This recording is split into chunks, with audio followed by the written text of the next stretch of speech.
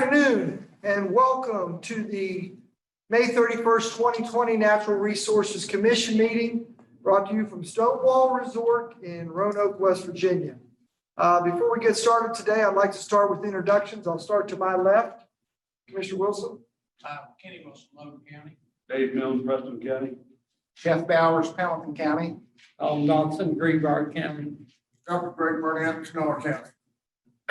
And from remote, we are joined by Commissioner Pete Cafera and from Commissioner BK Chambers. Welcome, gentlemen.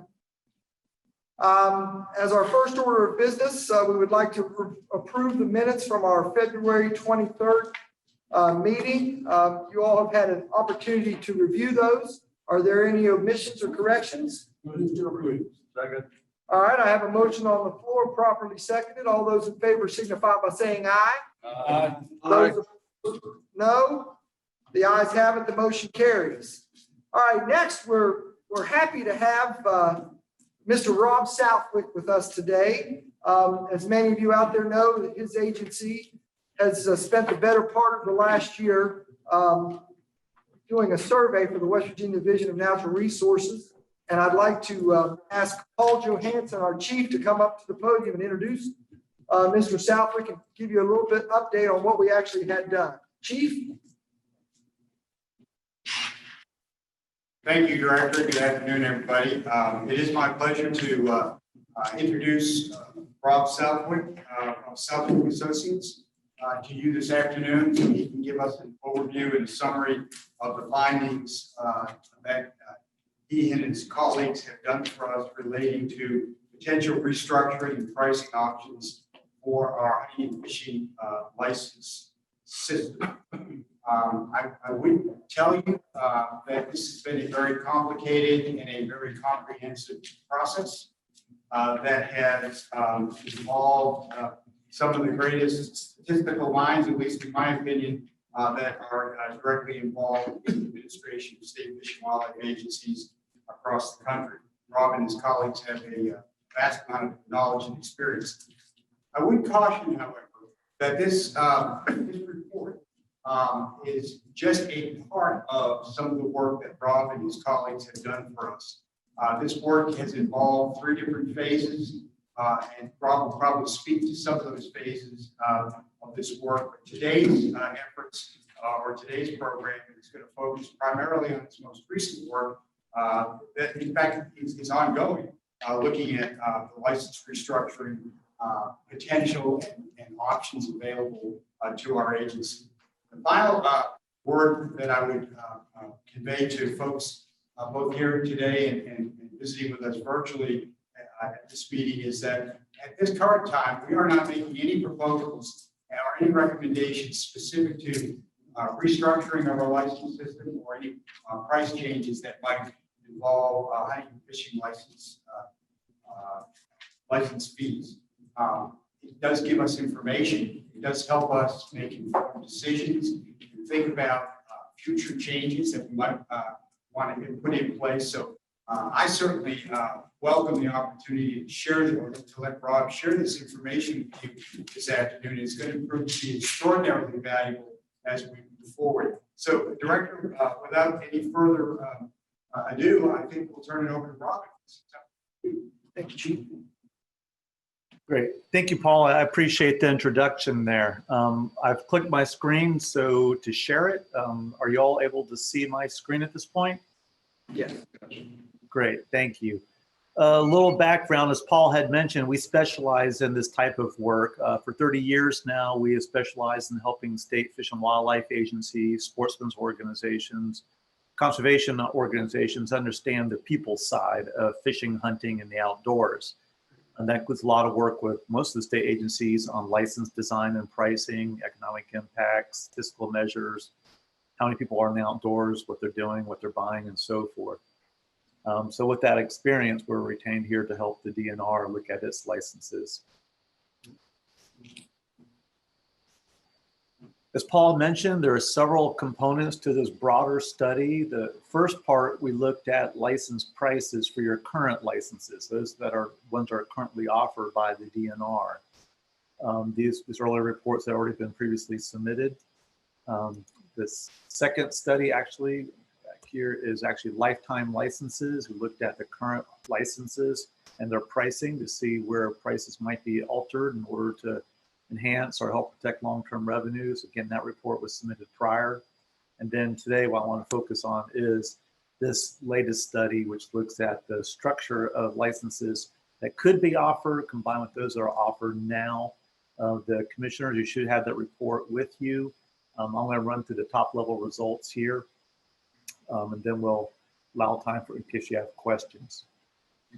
The goals of this final phase, this third phase, was to first understand, are there new types of licenses that West Virginia's hunters and anglers would like to have that could be preferred over what you offer now or offered in addition to what you offer now?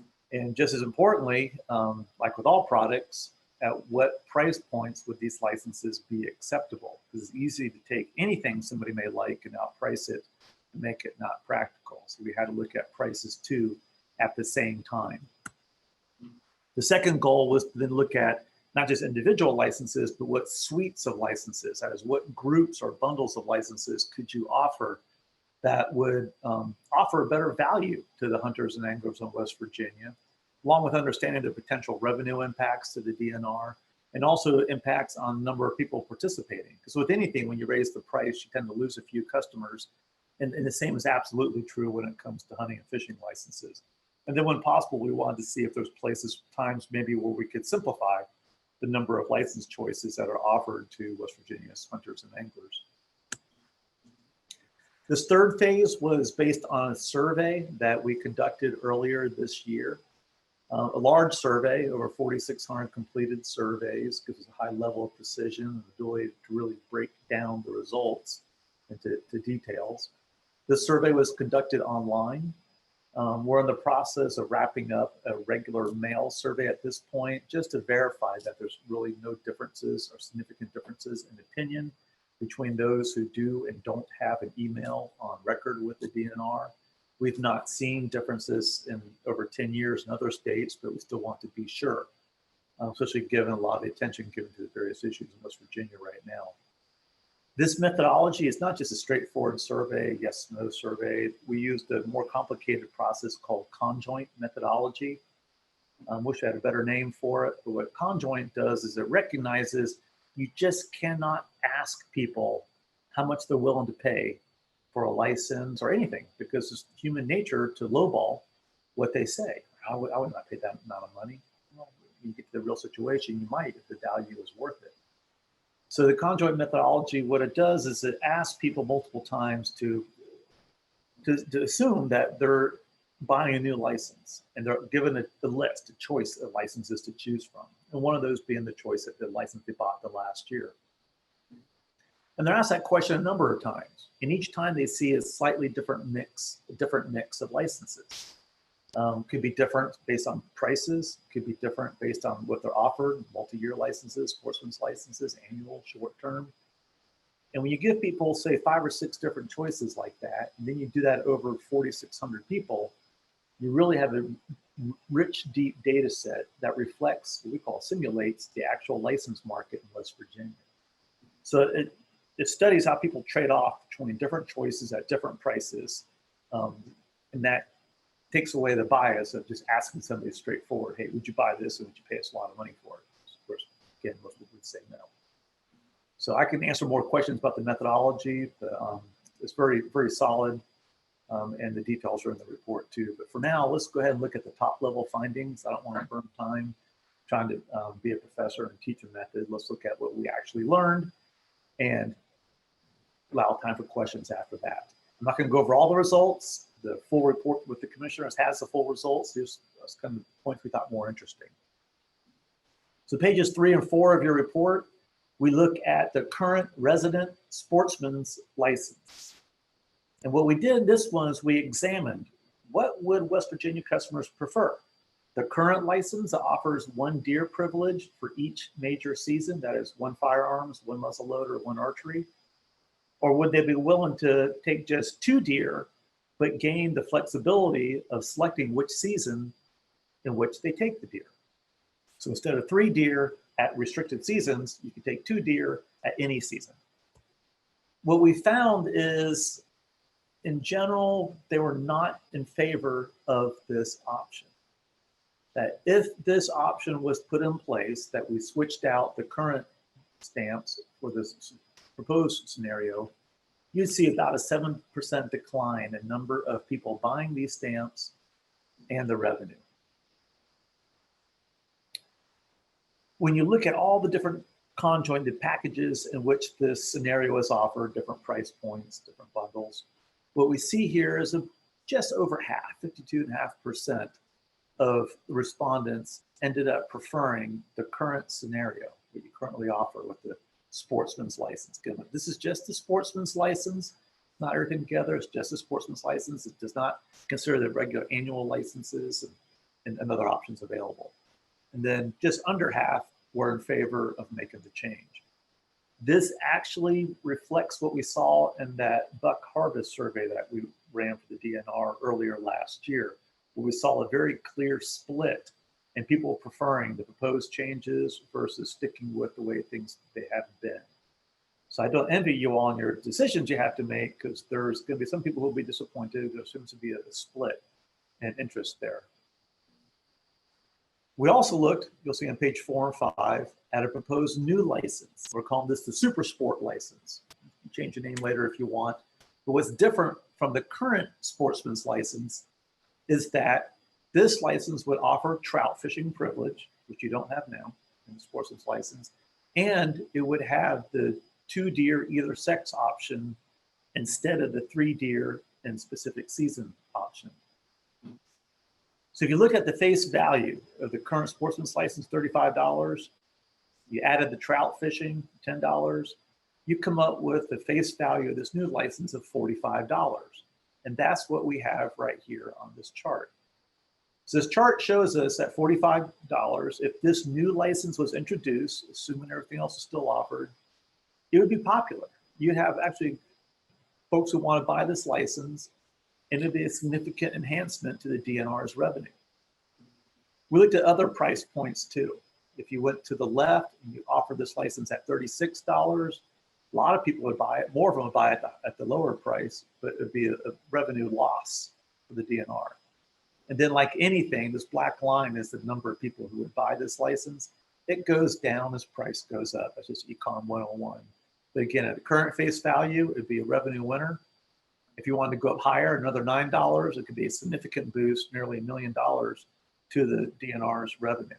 This is a voluntary license, of course. You could still buy annual licenses and other options. This would be a new license added to the mix. So at this point, and this is strictly my opinion, just listening to past discussions where I heard there was interest in not raising fees. If you offered this at face value, it would be a revenue winner at no net gain to the consumer who would see an extra value by the bundling. So this is what the license we recommend. Going on to the next option here. This would be offering, similar to the sportsman's change, it'd be a change to the antler deer stamps. Instead of offering 3 stamps, 1 specific to each season, firearm, muzzleloader, deer, archery, there would be 2. But the buyer would have the flexibility of deciding which seasons to take the deer. So if a person does not want to hunt archery or does not want to hunt muzzleloader, primitive bow, they want to hunt just firearms, they could do so. So only could take 2. So we tested this at different price points across all different types of buyers. And what we found is does not receive a lot of support. It's split again, just like the other options. Currently, the current scenario with the 3 stamps, specific seasons, you have about 28,000 people buying these stamps. Total revenue about $783,000. If you made this change at the current price of $21 each, there'd be a slight drop in the number of people buying this. Slight drop in revenue. As you raise the price, with just at $2 price increments, there's still a decline in the number of people buying it. Again, that's Econ 101. You raise the price, you're going to lose some people. But the decline in number of people is not near as great as the price increase. And you would start seeing increases in revenue at different price points. Depends on your management goals. If your goal is to reduce harvest, this might be something you look at. It also boosts revenue. If your goal is to maintain participation, boost participation, you may want to keep status quo. It's your decision. But this is what we learned in the survey. You dig down the results again, the whole results reflect on that split, that nearly 50-50 split among your licensed buyers who prefer the status quo versus going to maybe a 2-deer type of setup. Another option is offering multi-year licenses. In this case, we tested 3-year licenses. So you could buy the same fishing license you buy now, same hunting licenses, same sportsman's license, combo licenses. But instead of being good for just 1 year, you could buy one that's good for 3 years. We tested different price points from the face value, taking current year's licenses and multiplying it by 3. We tested discounts. For the consumer, a 3-year license has a couple of benefits. First off is when you buy a license, you pay a transaction fee. Well, if you only have to buy 1 license versus 3 licenses, over time, you're only paying 1/3 the transaction fees. So it's a de facto discount for the consumer. And then there's the convenience. You don't have to buy a license every year. You buy it once. You don't have to worry about it for 3 years. You're covered. So in checking into this license, about half of your license buyers say yes. Anglers and hunters said, we're interested in this license. It doesn't mean they're going to buy it. Whenever you offer something new, it takes time for people to sometimes get out of the habit of buying the same type of license. But we'd expect a pretty significant spike in people moving to this license if you offered it. If you really want to increase sales, just make sure you have effective marketing. That is at the point of purchase. You ask them, hey, we know you want to buy XYZ license. If you want to buy it for 3 years, click here. A couple comments about this license. We've worked at a number of states on multi-year licenses. There's a revenue advantage for the state, even if you don't raise the prices and just charge the face value for 3 years. A lot of people will buy a license good for 3 years, expecting to fully go fishing and hunting for the next 3 years, but life sometimes gets in the way. It might be that their friends or family say, hey, I want to do something different in the weekends. And so we lose a customer. And unfortunately, that's been happening a lot in recent years across the country.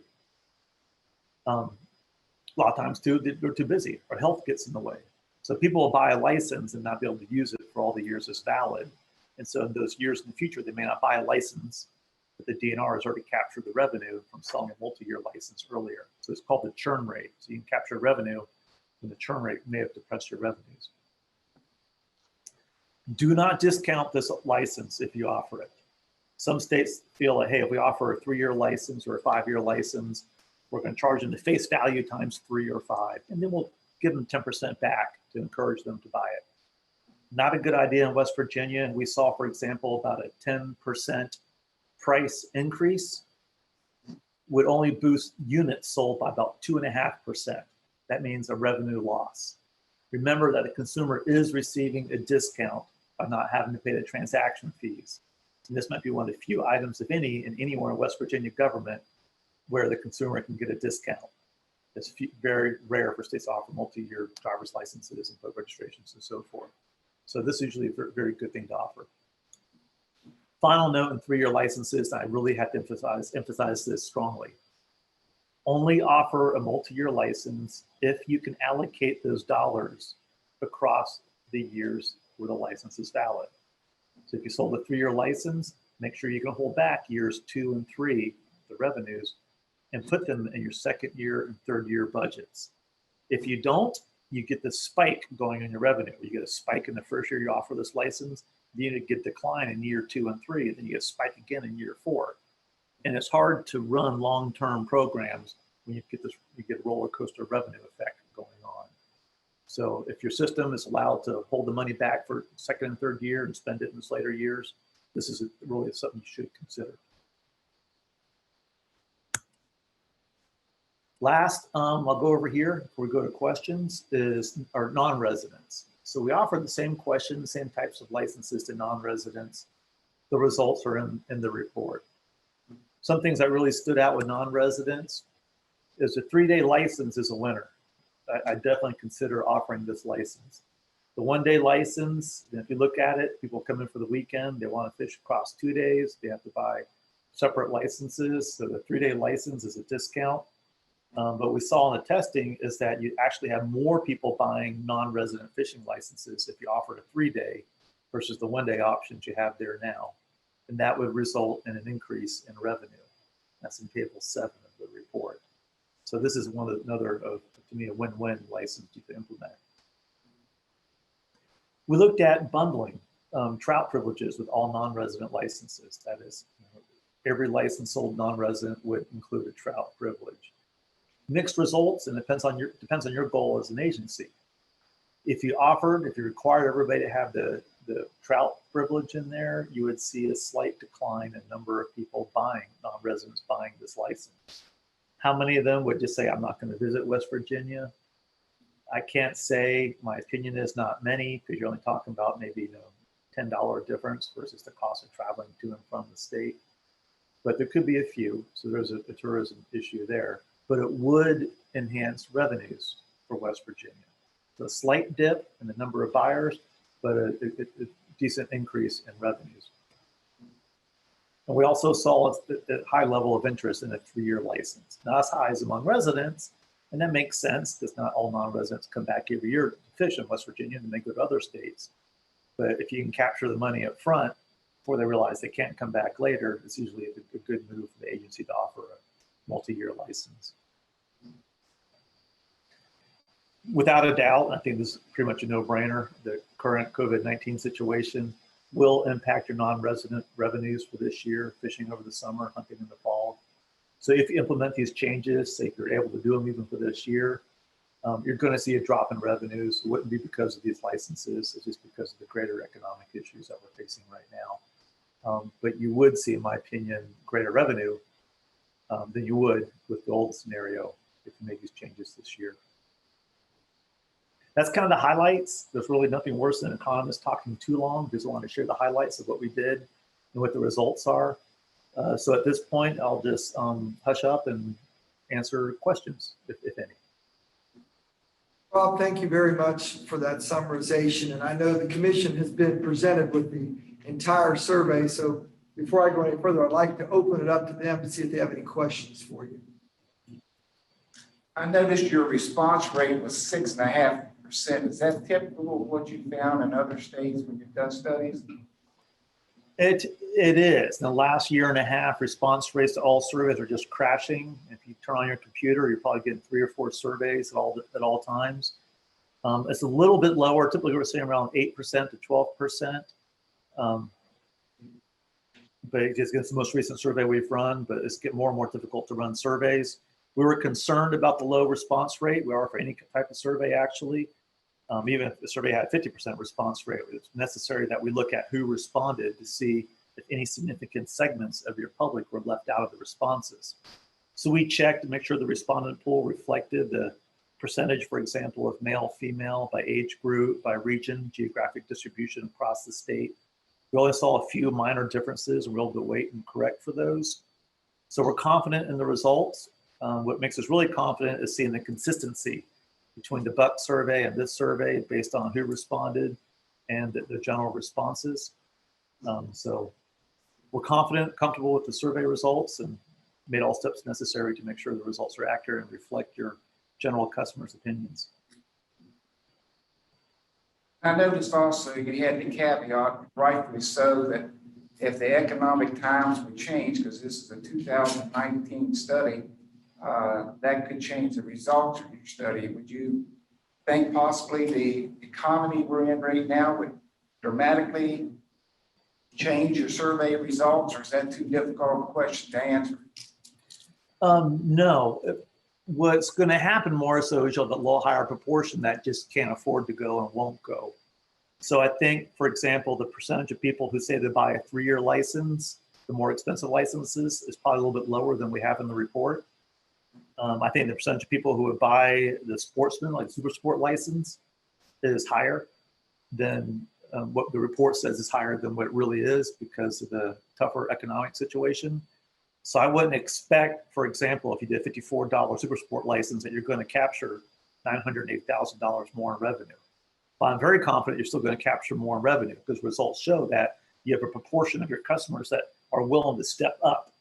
It's just that now that proportion might be a little bit smaller. picked a 3-day fishing license just based on people who come for the weekend. Excuse me, I missed the last part of your question about the 3-day license. Did you pick 3 days to take care of people who just might want to come for the weekend? Yeah, that was the discussion. The licenses we tested, and there's many, as you'll see in the report, came off of discussions, just not with staff, but also with folks in West Virginia, DNR staff, what they hear, suggestions, what people were asking for. And that was the mindset by the 3-day license, is that if you're to come for a long weekend or for a weekend, you want at least 2 days out of it, hence that's the price point we chose. If you came for a whole week vacation in West Virginia, get them out there fishing for 3 days versus 1 day seemed feasible. So a 3-day was a good balance between a weekend and week-long vacationers to see if there was something that maybe we can capture more money from them. And the study showed that, yes, the 3-day would do that. Well, I know all states don't do this because I have fished Montana for 40 straight years. And, you know, they've changed from 5 days to 10 days now for out-of-state licenses to take care of people who actually go for a whole week.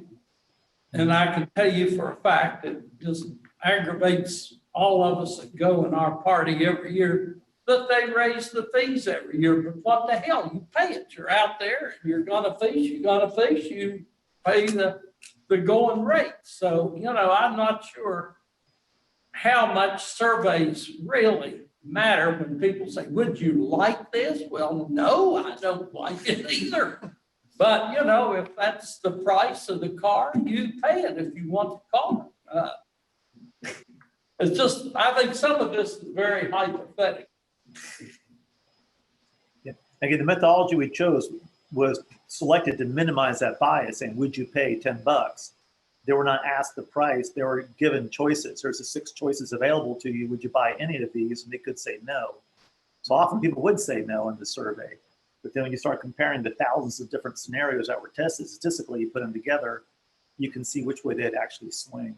The methodology we use is actually designed for breakfast cereals. When you go into the grocery aisle and you see hundreds of choices in front of you, what would you actually buy given the, the quantity, the color, the flavor, the size of the package, the price? So it's well tested, but you are right. Still, there's hypothetical issue. And if I may grab the soapbox in that one, there's also issue going on whenever you have a public issue, which you do with some of your deer harvest topics right now, that people tend to get really gung-ho in a particular position. And that will affect some of the results too in the survey. So you are right. There are hypothetical scenarios in the survey that people might skew to a slight degree, but we've done everything possible based on many years of experience to minimize those. But still, it's a survey. You need to still think it through, and you're doing the right thing with your comments. Would you be recommending that the Supersport license be a 3-year license opportunity as a new product?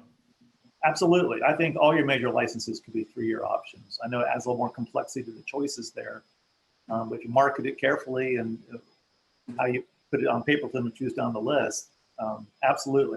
I'm a big fan of multi-year licenses from the agency standpoint because, again, people don't have to buy it. It's voluntary, but allows agency to capture the dollars in advance before life gets in the way of some people actually being able to get out there and go hunting and fishing.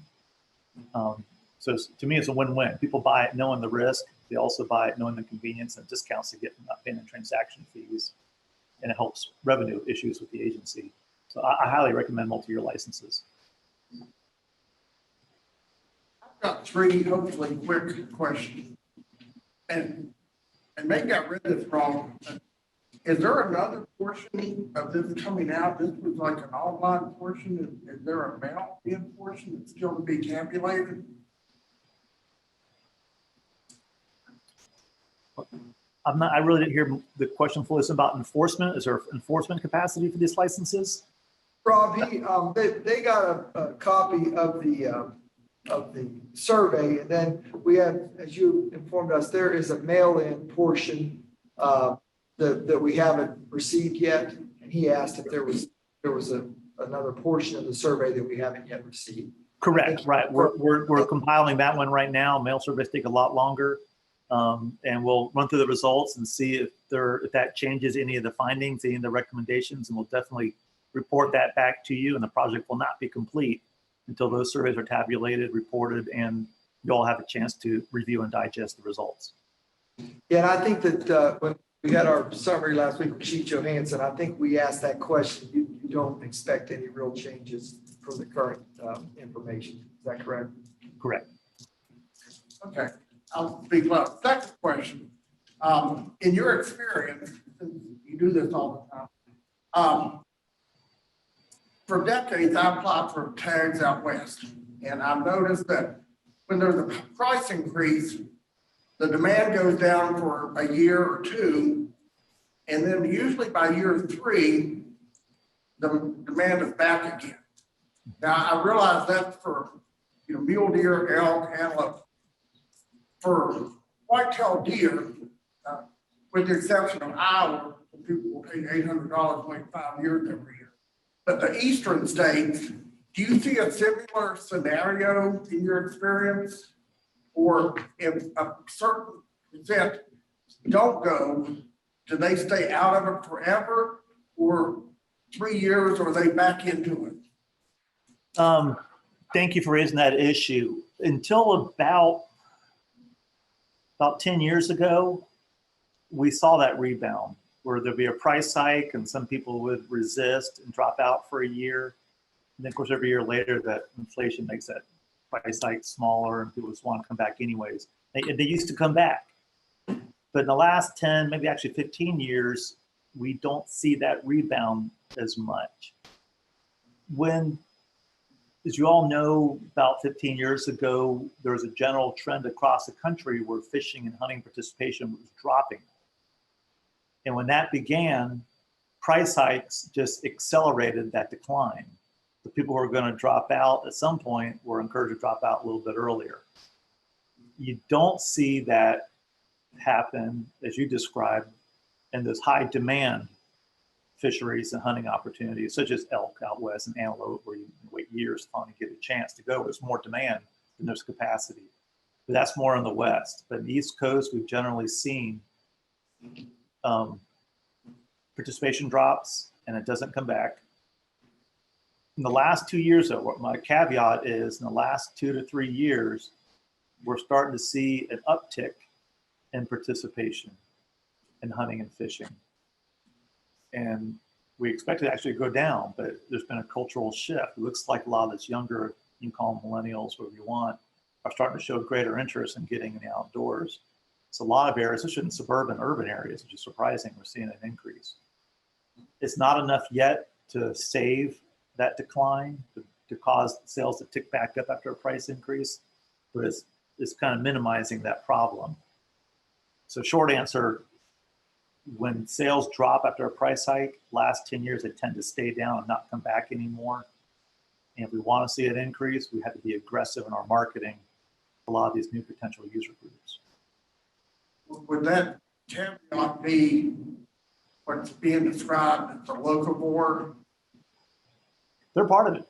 They're definitely part of it. To what degree the locavore movement is strong in West Virginia, I don't know. I've not studied that. But we're definitely seeing that in some other areas. I know Kentucky has actually done a good bit of work in that area and is really pleased by the results and are still pushing it. And I can give you names if you need to talk to people over there about that, and a few other states. But that's part of it. We touch on a good point. There's many, many reasons why people hunt and why they fish. Locavore is just one new reason for one specific segment of the audience. And there might be other reasons. And socialization, parents want to get their kids out in the outdoors because they're growing up in front of computers. There's all sorts of different reasons we need to emphasize in our marketing to help make sure that any declines are offset with new customers. Because I'm thinking that may fall in with our current R3 program that we're getting going. And my last question, in your experience with states that have went to a 3-year license, in your 5, 6, 7, 8, after they've done it, has there been a decrease in the amount of churn rate? Yes. Well, we don't know exactly if their actual participation. There's definitely a decrease in the churn rate in their license buying, that those buying the multi-year licenses do come back and renew that license 3 years, 5 years later down the road. So there's a definite reduction in the revenue effects. And I think my opinion is, based on reading side questions and other surveys, is that when people have this multiple year license, that serves as encouragement for them to go when they may not have gone. So year two, they're thinking one day, hey, should I just go camping and leave the fishing gear at home, or should I just go and take my fishing gear? Heck, I've got my license, I might as well take my fishing gear with me. I'll ask my buddy to go with me too. So I think the presence of that multi-year license encourages them to go more often, and it tells us that we need to encourage to keep going out there. But it has proven to be a gain in revenue, and their renewal rates are just the same as they were with annual licenses. Thank you. Thank you. Any more questions? Rob, thank you again. I can't thank you enough for all the help that you and your team have given to us. And we have a lot of data that you presented us with. We've got some time to get through that, and we're looking forward to continue to work with you to come up with the best options available for West Virginia. Great. Thank you, Director. Thank you for your time, everybody. Have a great meeting. Thank you. Okay, next I'm going to call my good buddy Keith Krantz to come up and talk to us about summarize the information, the feedback we got from our sectional meetings and landowner questionnaires. Keith? Good afternoon, Director and Commissioners. I direct your attention to the folders that you have, as well as the handouts that go along with that folder. As you know, the purpose of the sectional meetings is to present the proposals that we have this year, both game, fish, and the diversity side. Those are rolled out to the public and in the form of a questionnaire, and those questionnaires are filled out by them. And then when they're all done, they're sent to our office. We tabulate every one of those in a big spreadsheet, and then generate the gross numbers and the totals and the percentages that you have in front of us on view to give you a general idea of what people are thinking about. In addition to those standard questions, on page 5 is a beginning of a summary of comments that the general public provides. We make a pretty substantial effort to capture all of that to you as accurately as we can. We try to compile it a little bit, but if those comments are substantively different, we go ahead and list them anyway, just so that you know what people said, not what we think they said. So having said that, the purpose of me being up here today is to tell you, just to review this sheet right here. And then if you would, I'd like for you to hold your questions during it. And then after I'm done, we will have a vote for the big game seasons. And at that time, Gary will come up and we'll actually go through any questions you might have about individual responses. The first block of text there, it says Division of Natural Resources proposes that there could be a special youth bear season for youth hunters 8 to 18. The 8 was left off on this summary. It's the only typo in this. Class Q permit holders and Class XS license holders to be held on the 3rd Saturday following Sunday in October.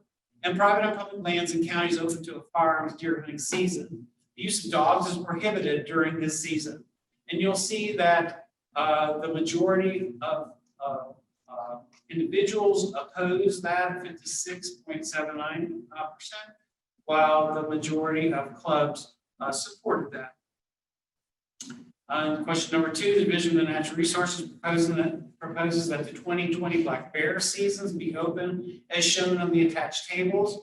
You'll notice that 61.65% of individuals opposed that, while 93.75% of the clubs supported it. And I've been a part of this for a while now, and that's kind of unusual that we have a break between clubs and individuals, but in these first 2 things, that was an observation.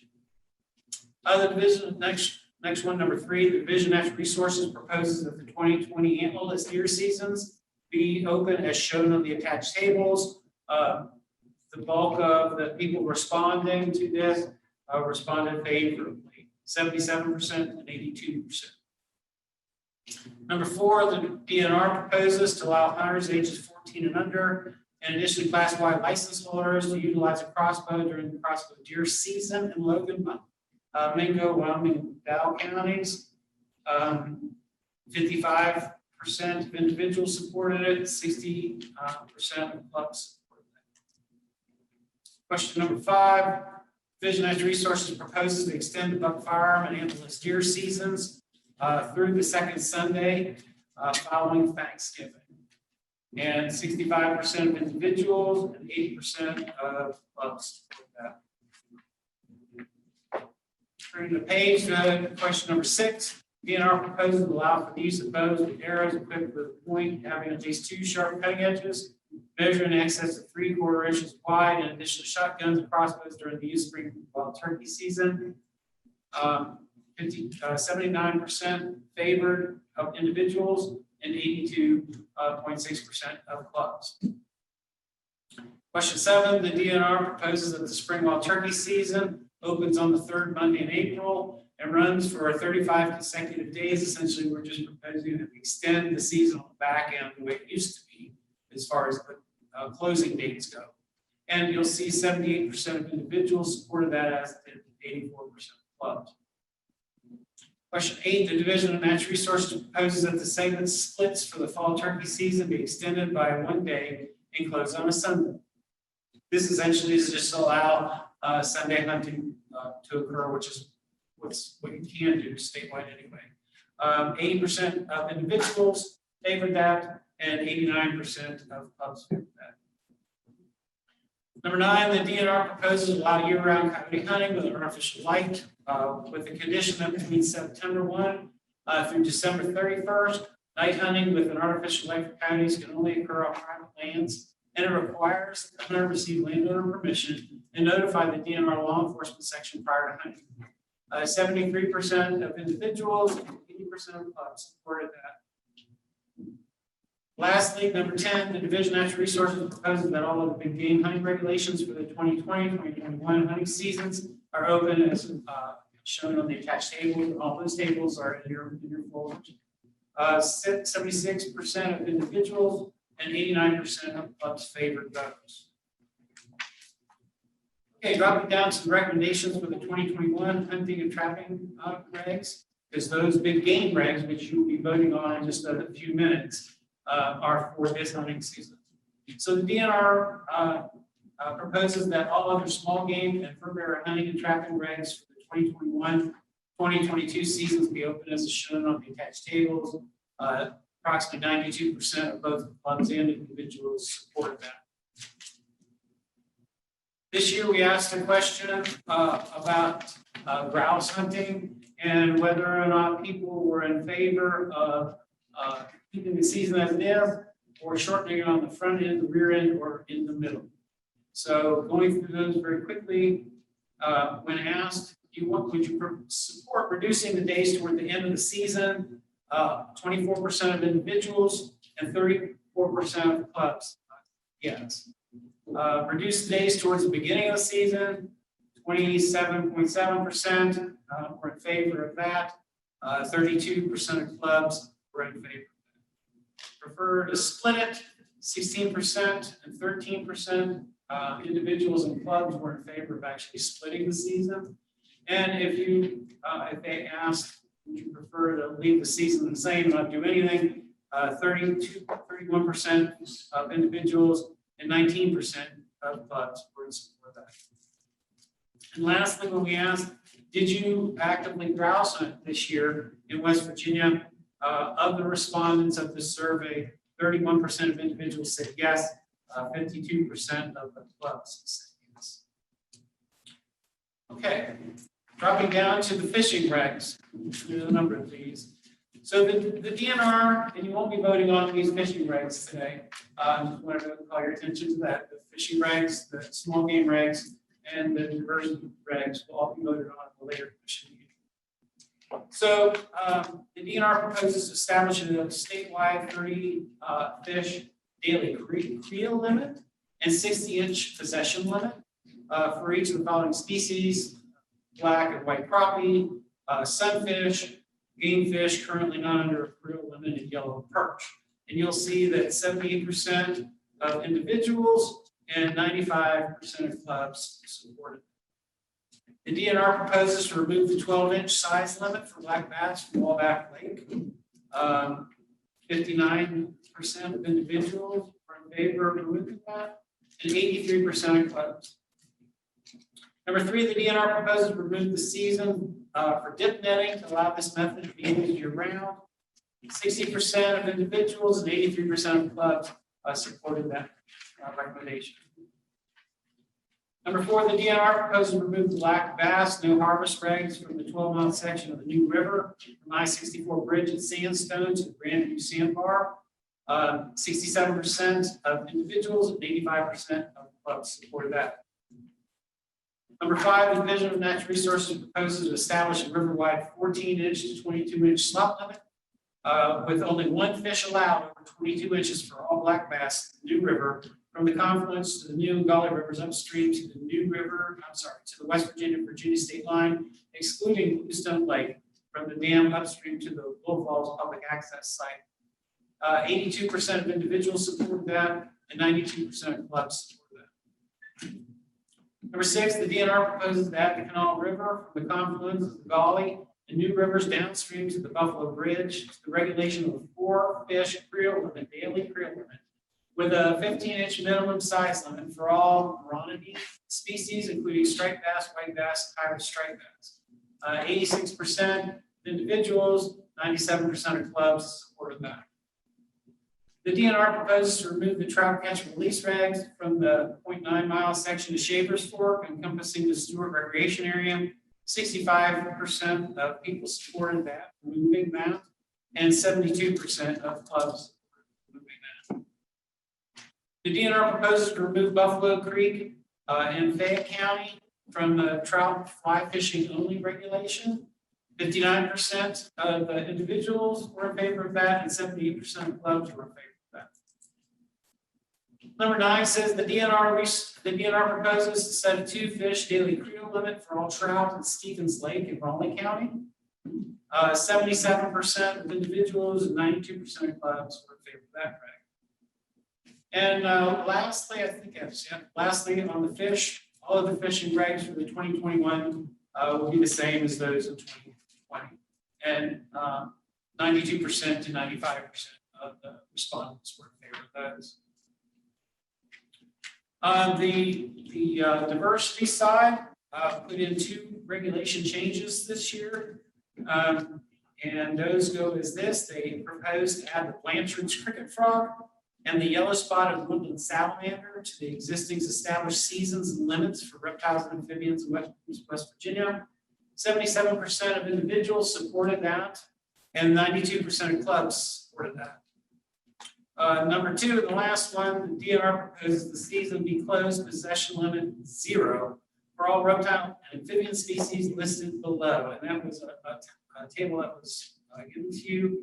65% of individuals were in favor of that, and 64% of clubs were in favor of that. And as I said, the regs, which general comments, you had that for I think a week now. Those were assembled as accurately as we could, especially without having the sectional meetings this year.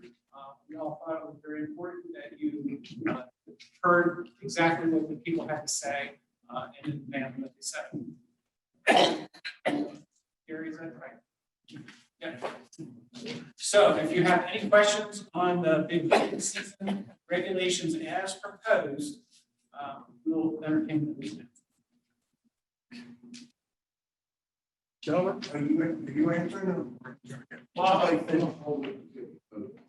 you want to vote first? Okay.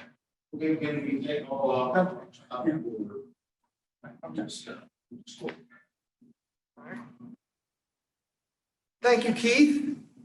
All right, we're going to change something up a little bit here today. My historian tells me that this is sort of how it used to be, and We thought since we're doing a lot of things new this year, normally we have public comments just, towards the end of the meeting. But, we ask the commission to vote on several items, on several of these commission meetings. A lot of times, not allowing public comment until after you vote, it sort of doesn't make any sense. So what we want to try to do today is we're going to ask Zach Brown, and everyone watching knows that we asked for a public comment period. You probably read the newspaper, we were inundated, but we removed one item from the agenda today, and that was voting on the buck limit, but we still had several other comments that were pertinent of what we're discussing today. So as a little bit of a change up, I am going to change the agenda a little bit. I'm going to move public comments to this period before we ask you to vote on proposed legislation. So Zach, you want to come up?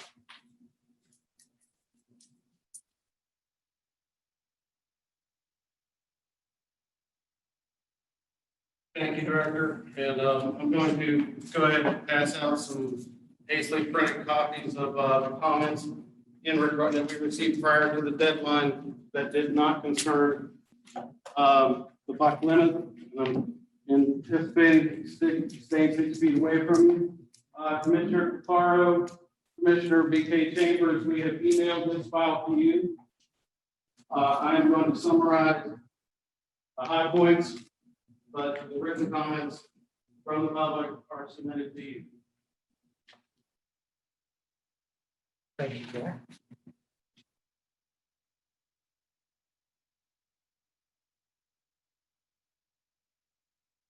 Okay, just a quick summary rundown of, just so you know, before the deadline, we had over 450 comments in total.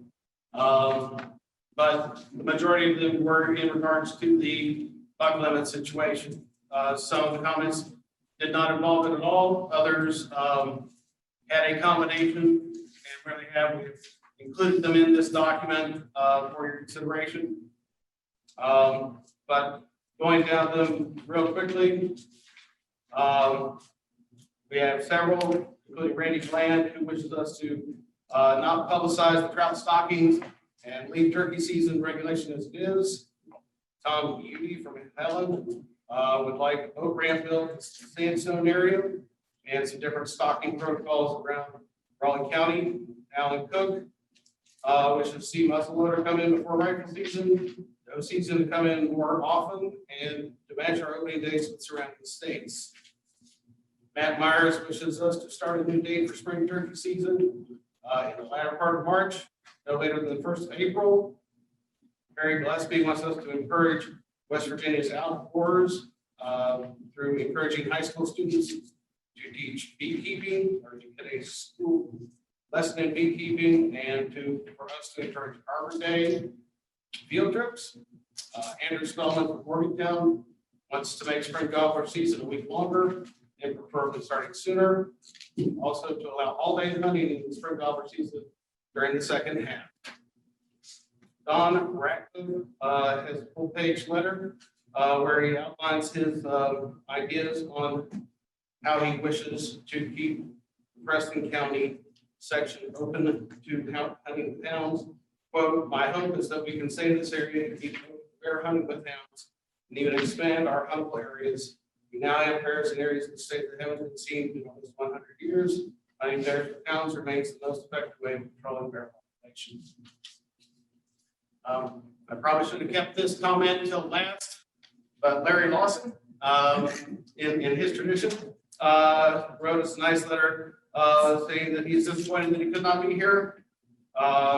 He would like to, my comments in regards to May 31st meeting reflect my concern about the recommendation of establishing a crossbow season for youth in the bow hunting only counties.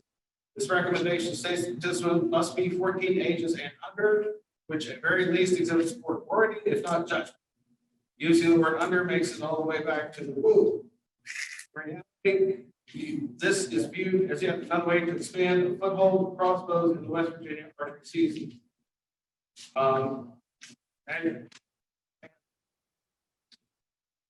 That's a quick summary of what Larry has said there. Gerald Bailey of Wheeling Wants to see some various trout stock and lake improvements in Marshall and Ohio County, including Middle Wheeling Creek Lake. Ronald Myers, Morgantown, please do away with the toll-free trout stocking house. Sean Hart, Parksburg, wants to end the early Antler season and end the January primitive season hunt. Butch Smith, would love to see West Virginia have sole control of Jennings Randolph Lake. But that belongs to Maryland, so we have this coming. JC, I believe, JC Butler and Sean Butler, JC, Sean's 5-year-old daughter, would like to be able to allow 5-year-olds and older to hunt in the youth turkey season on private land. We'd like to see portions of streams designated as kids-only fishing during trout stocking, and the turkey season should be added to the Mountain Area Heritage Hunt. Stanley Kinder wants us to get the coyotes under control, decrease the number of deer that are allowed to be killed, including bucks and does, establish other trophy growing zones like the ones in the southern part of the state, and go back to basics, get rid of crossbows and long-range black powder rifles.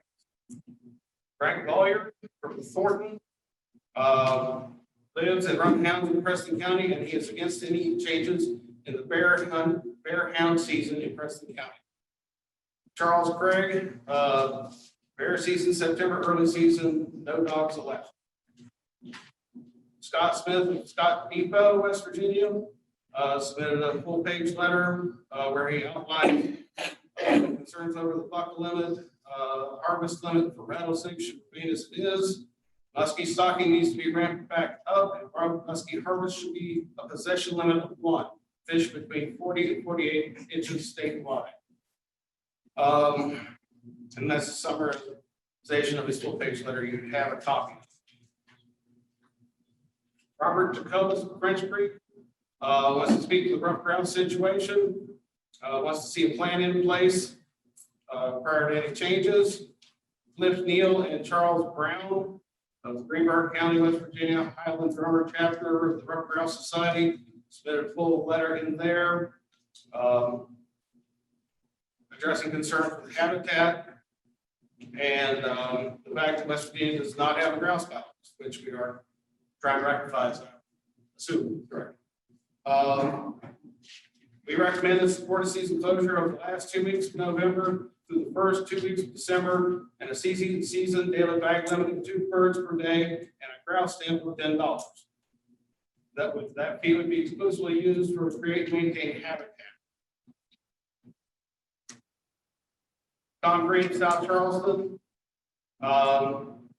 speaking up to the Rough Grouse Society.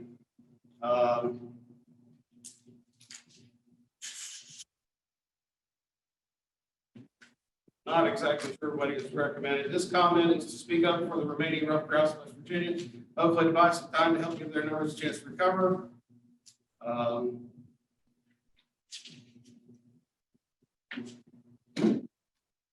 So he is speaking in support of the rough grouse.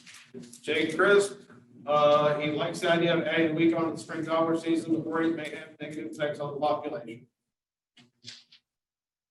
Timothy Life of Washington, West Virginia, asks me to lower the amount of antler deer, make the antlerless deer permits for any season, go back to stocking fish and not broadcasting to everyone.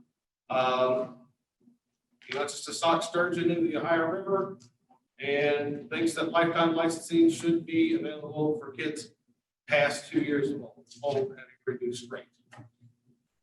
Aaron Hall,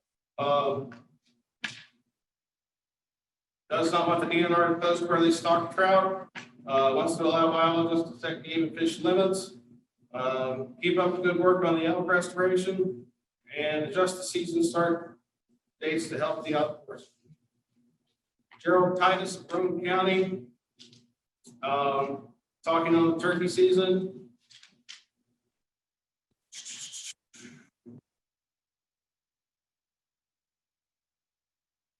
And I believe He's in favor of the fall season that's been open statewide and generally not able to hunt much, if at all during the fall season. He has written a full-page letter talking about the turkeys. First, allowing the daily hunting period ends at 1 p.m. Also must be out of the woods by 1 p.m. And he would suggest during the youth season that on Saturday, the youth season consists of an entire weekend, Saturday and Sunday for both of those days. Youth hunters being allowed longer than 1 p.m. Suggest they be out of the woods by 5 or 6. Aaron Amick of Mount Nebo. Should be 48 hours behind the stocking truck to allow fishing. Hominy Creek and Nicholas County needs to be put on the stocking list. Dave Smith of Buchanan, he asks that we need ample restrictions on all ones. And that, commissioners, are the public comments that we received that did not exclusively involve the lowering or keeping of the buck. Zach, thank you very much. You did an excellent job summarizing all of those. And Commissioner, you've got copies here as well to review, and then we'll be getting you the other comments before the next commission meeting for your review as well. All right, now I would like to ask Mr. Gary Foster to come up and talk to us about approving the 2020-2021 big game hunting regulations. It's like college coming up as well. We'll talk to us about bears, I bet you. Welcome, Gary. Thank you, Director and Commissioners. In front of you should have a packet entitled recommendations for the 2020-21 big game hunting recommendations and the 2021-22 traffic regulations. Going to work our way through this. We'll start with tab 1. And we are going to take up 10 regulation proposals today that we do require a vote by the Commission or action by the Commission. So under tab 1, the first regulation proposal is the Division of Natural Resources proposes that there be a special youth bear season for youth hunters 8 to less than 18 years of age, Class Q permit holders and Class XS license holders to be held on the third Saturday and the following Sunday in October on private and public lands and counties open to a firearms deer hunting season. The use of dogs is prohibited during this season. The first 2 recommendations we have are bear related, and I have Colin here, our bear project leader, to answer any questions. So, anyone have any questions about, you want to do these one at a time, right, We need Gary? to do all of these one at a time and take action on one at a time. Okay, there's a proposal on the floor. Gary read, and is there any discussion? Motion? Is that the same time as the youth deer season? Yes, it is. Same weekend. Yes, it would be a concurrent hunting opportunity for youth, Class Q, QQ, and Class XS license holders during that antlerless youth season at the current county place. I have a question. What does the Bear Hunters Association, are they for this or against? They voted against it at their spring meeting because it's not a dog season. I have a question. Biologically and sociologically, and I'm not saying I have an answer for it, but what biologically and sociologically, what would be the anticipated effect of having a season for one animal that cannot be baited at the same time for an animal that can be baited? It would be the same situation that we see in our archery season. We have concurrent hunting at the same time. I anticipate a small harvest, look at 51 counties that are open. If it's anything like the concurrent antlerless deer and bear hunting that we've had for the past 2 years, I anticipate less than the animals statewide will be harvested during the season. And you would agree our bear numbers are still high.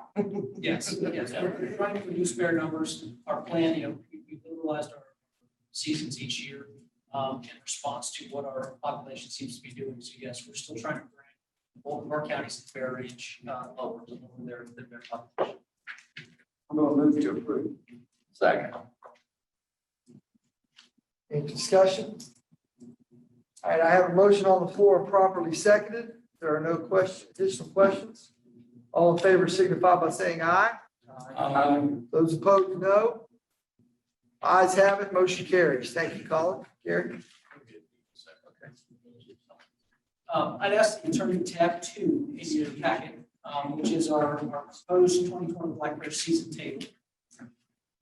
In this table, the changes that we have proposed for this year are bolded, very bold lettering.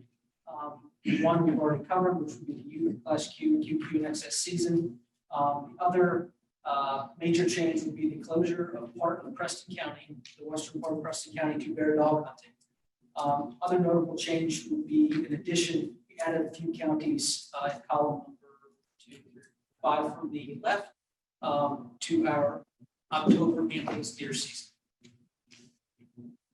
That is the summary of the changes for the questions. All right, Colin, as I talked to you earlier, and I'm sure the commissioners have some questions too, but I know you're prepared today to let the commission know why we're recommending this change as far as reducing the number of counties in Preston County. So if you could let the commission know why Wildlife is recommending this. Sure. So we received a number of complaints from landowners in this particular part of Preston County, that western slice of Preston County that you see proposed to exclude from dog hunting, that were having issues with trespass on their properties, bear dogs and hunters trespassing. So I was tasked with coming up with a way to try to alleviate this issue.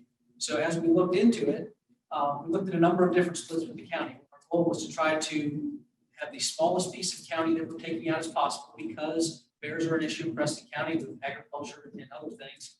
And because we're trying to reduce the bear population in Preston County. So the split that we decided to use is cuts out the smallest portion of land, but it also uses Route 92, which is how we split Barber County to the south. It made sense to continue to use 92 as our split, and it only takes out approximately 58 square miles of land in the county. How does that section fall within your criteria of deciding whether or not to use hounds or don't use them?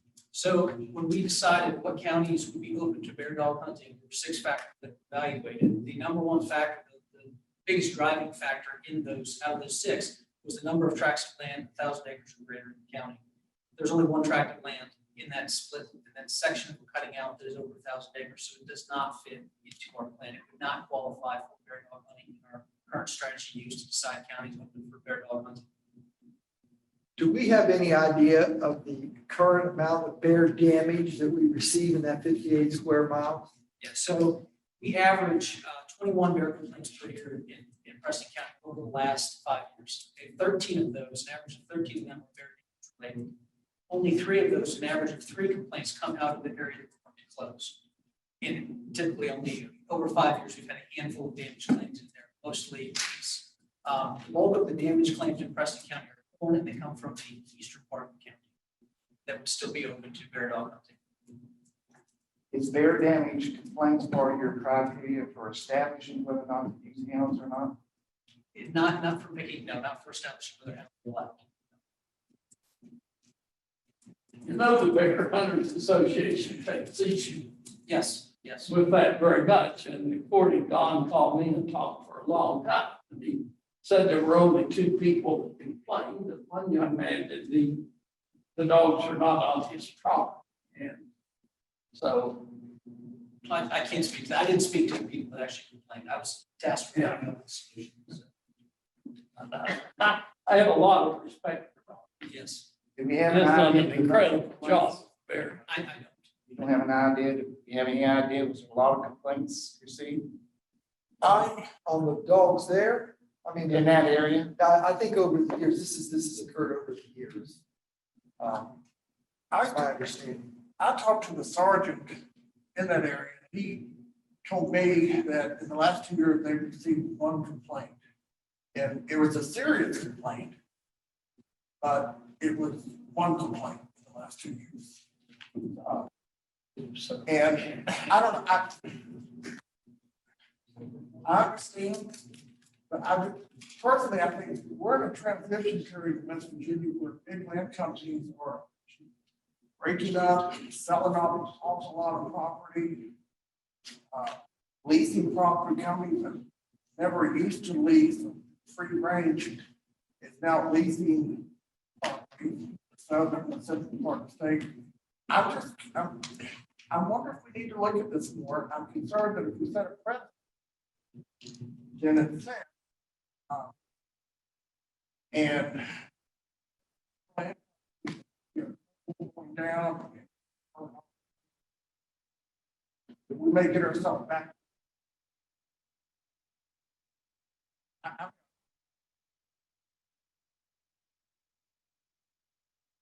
Needs to be started. Yeah. I just like, Commissioner Milne, Yeah, Hey, we Dave. hear from Commissioner Milton, he's from Preston County. that's your Preston County, is this a limited complaint or is this are you getting a lot of calls and complaints on it? Several people complaining about it.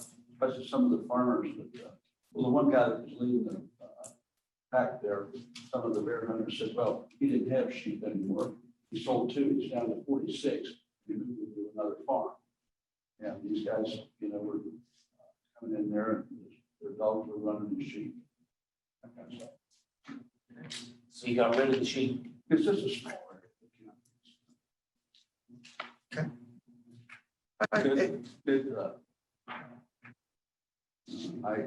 I've listened to both sides. Like he said, they shouldn't have had a bear season over there with dogs anyway. Again, And when it was initially proposed, it meant criteria. It wasn't, we didn't look at individual slices of the county, it was counties. Okay, well, there is a recommendation on the floor. I entertain a motion.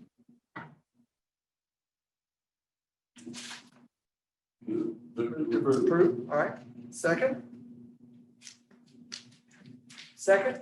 One thing, I need to unmute, I forgot, Commissioner Chambers and Commissioner Confera. I see occasionally they're talking, I can't hear them, so I want to make sure that I get them. We have a motion on the floor, Commissioners, to approve or disapprove the Division of Natural Resources bear season as attached to the table. Do either one of you like to second that motion? No, I wouldn't. This is Pete. I wouldn't. Okay, BK or Commissioner Chambers? He's still muted. He doesn't know that.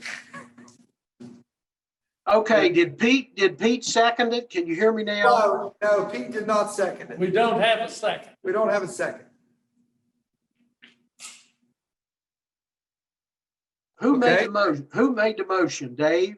Bill made the motion. Okay, And I'll second that.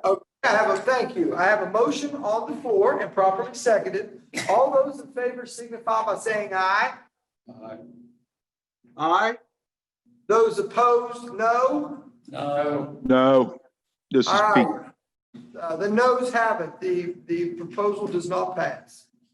Now, Director, I have a further comment.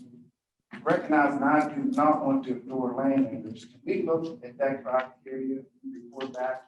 Because I'm surprised that bear damage would not be part of that criteria and establishing whether or not it be done. Because if it becomes a problem, it needs to be dealt with. If it's not a problem, then maybe they're not making the right decision. I can do that.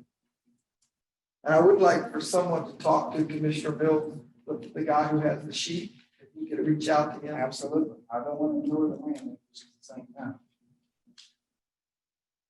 Okay. So the proposal was, I assume, to vote on the as listed, as read, right? So right now. Would you like to amend it? Should It's we not amend for me to it? amend. It Yeah. would be for the commission to make an amendment. All right, you don't have to amend it. Yes. Amend it as it's shown to remove the section. Remove that one section. Prohibiting, removing the section, reducing the area. Gary, you want? It sounds like that That's the only Probably section. to remove, put Preston County back into which column would it be? Before we done with that's all, the last column here. Yes, that's correct. So the amendment would be to, if you're looking at the table, would be to remove the split section from the third column, to strike through it. And to the last column, it would just read Preston County, the whole county and west of Route 92, which was, it would, so it would be Preston in the third column split. So the split language would just be taken out. Yep. Okay. And it would be pretty much a season in Preston County like last year. That's the range. Yes, I'll make that motion, so. I'll second. Okay, I've got a motion on the floor to remove the language, setting out a splitting Preston County and leaving it as alone and passing the rest of the regulation as submitted. Is that correct? All right, I have it and it's seconded. All those in favor signify by saying aye. Opposed, no. If you could unmute Commissioner Chambers and Commissioner Cafaro. Aye. This is Commissioner Cafaro. Thank you. Aye, BK Chambers. All right, the motion carries as amended. Thank you. All right, Mr. Foster. Retreat. All right, I'm gonna have Jim Prime and Keith come on up later. Jim is our year project leader, Keith supervisor, game man, work on the year record. So we will get into those here.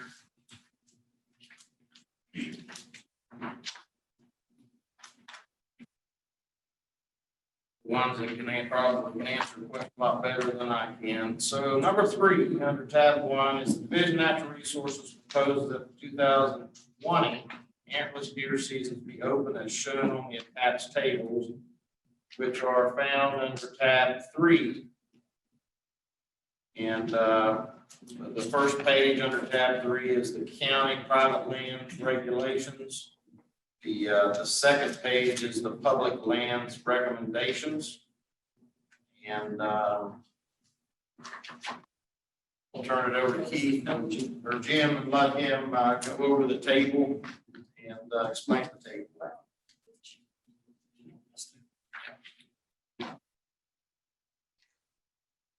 As Gary mentioned, there's a table. It actually shows you the season bag limit and the season dates for the corresponding counties. Underneath those, there are 7 split counties. We have a limited number of counties that still require the harvest and antler. Take the second up, that's the last column on the right. The others are very consistent with last year's seasons.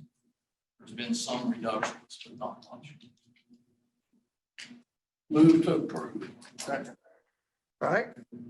Motion on the floor, properly seconded. Any discussion? Yeah, I'd like to know, are we having any spike CWD cases we need to take into consideration? Have you looked at that closely? No, our CWD cases at this point, we monitor the counties that actually have it. We have not found it in any new counties this year. And right now we are, just as last week, I still have some samples out from our statewide surveillance samples. They're still at the lab in Wisconsin being tested. But we have a total of 404 cases in those 5 counties in the Eastern Panhandle. And we're proposing this year to actually test hunter harvested deer, have hunters bring deer in Hardy County. We did that last time in 2016. We're proposing that reg, the director has, I think he mentioned it, hopefully you know about that. And if we're going to actually require hunters in Hardy County to bring their harvest in the first 2 days of the season so we can look at Hardy County again. no need to increase the number of deer harvested in those areas? Well, we have maximum bag limits. Most of those, the 5 counties that are involved in that, our regulations are very, very. You said total for you, be total for this year or? No, that's total from 2005. Those are the detected. Of course, there's probably more cases out there, but those are the ones that we picked up with our sampling in those 5 counties. Detected. In 15. That doesn't, there's areas of the county that have higher areas of the county.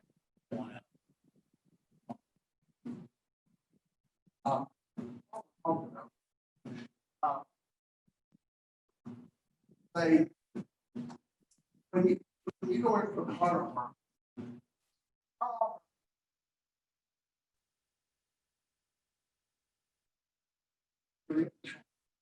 the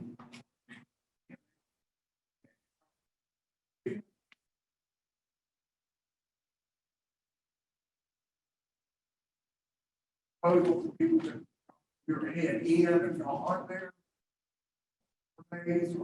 Okay, so at the director's request last year, we established a program where individuals that want their animal tested in those 5 counties can actually get their animal tested any time during the deer season by just calling the office or making arrangements. All they got to do is notify us. We'll make arrangements to either meet them or to bring the head in, and they'll be sampled even outside the season. We had very little participation in that last year. A total of 16 animals, all of them were negative. It's just a, hunters particularly concerned in an area that they can do that. But it's been a limited response. It's available, but during the hunting season for those 2 days, we are there we're there 12 hours.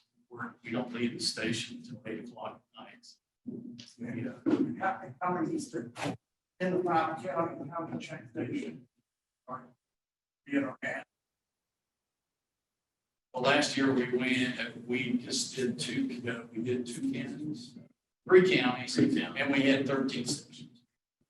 And plus there's the Romney office is open, even though that county's not required.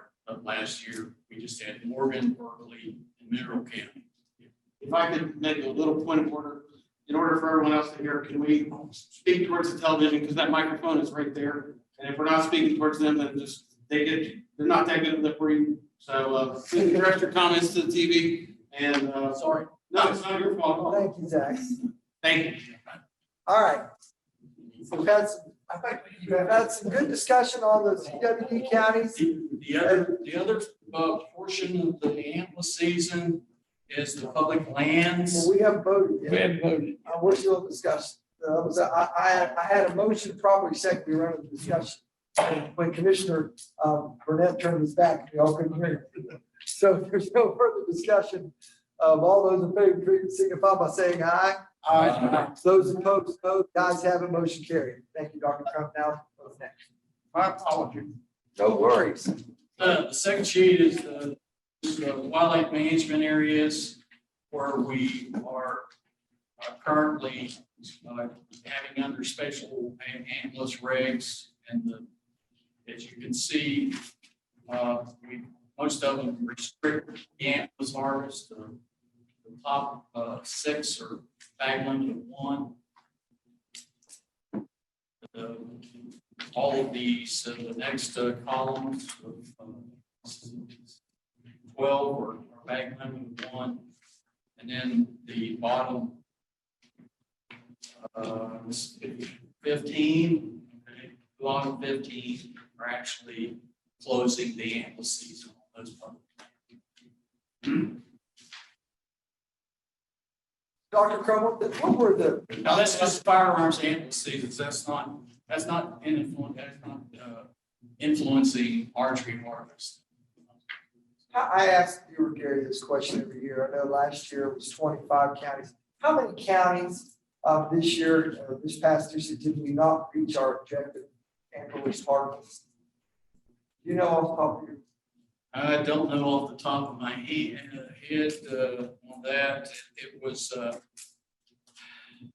our buck harvest declined this year, so actually, in relation to that, we did better this year than we did the year previous year. Oh, good. Well, that's good. But you're not sure how many counties? I know 25 counties, we actually implemented a regulation where you had to take an antlerless deer before you killed a second antler deer because we weren't reaching our antlerless harvest objectives. And I just wondered if we'd done any better with that this year. Actually, we ended up, I think, we added counties this year. Yeah. Almost the same. We added one. Let's see, I have last year's rigs here. That's on a 2-year rolling average. Yes, it is. Yeah, Okay. it's based on a 2-year buck harvest. Yeah. Okay. Any other questions for Dr. Crum? Okay, Gary, on mine, I think you got to review number 4. I need to vote on the public land. It's not, okay. It's not in it was included. Okay, so You next, voted, you public lands haven't been addressed, were they? I thought they had, that's why. Yeah, It says- It's all right, Gary, number 4. Moving on. All right, number 4, Division Natural Resources proposes to allow hunters age 14 and under, in addition to Class Y license holders, to utilize a crossbow during the crossbow deer season in Logan, McDowell, Mingo, and Wyoming counties. Okay, yeah, That is for either sex, as proposed. let me start. Yes, sir. Why permit in those counties? In rules, section 3. So, yes, it's in chapter 1. I hope they heard it.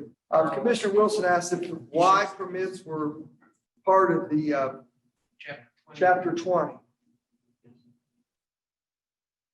Is that right?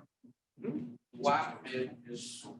It's The established. Y license is established in chapter 20. And in chapter 20 also, there was a section in there to establish a crossbow season. So in 58 CSR 45, which is a legislative rule, under the crossbow season, the commission voted a couple of years ago to allow in those southern Florida counties, when they voted to allow Class Y license holders. I think the Class Y is in the crossbow in chapter 20. But it didn't say. What Okay. I'm saying is you have to have a Class Y bid. Got that? This is Commissioner Cafaro. I got a question. Those 4 counties were originally for the X, correct? For the disabled. For crossbow. So currently for the Class Y, the Class Y is the crossbow. So currently, the way the season was last year, if you had a Class Y license, you could hunt in those 4 counties With the crossbow. with the crossbow.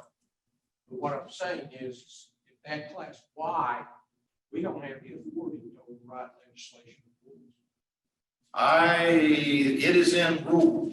It is in an exempt rule where you all voted to limit it, to allow Class Y holders in the southern 4 counties. That's in rule, an exempt rule.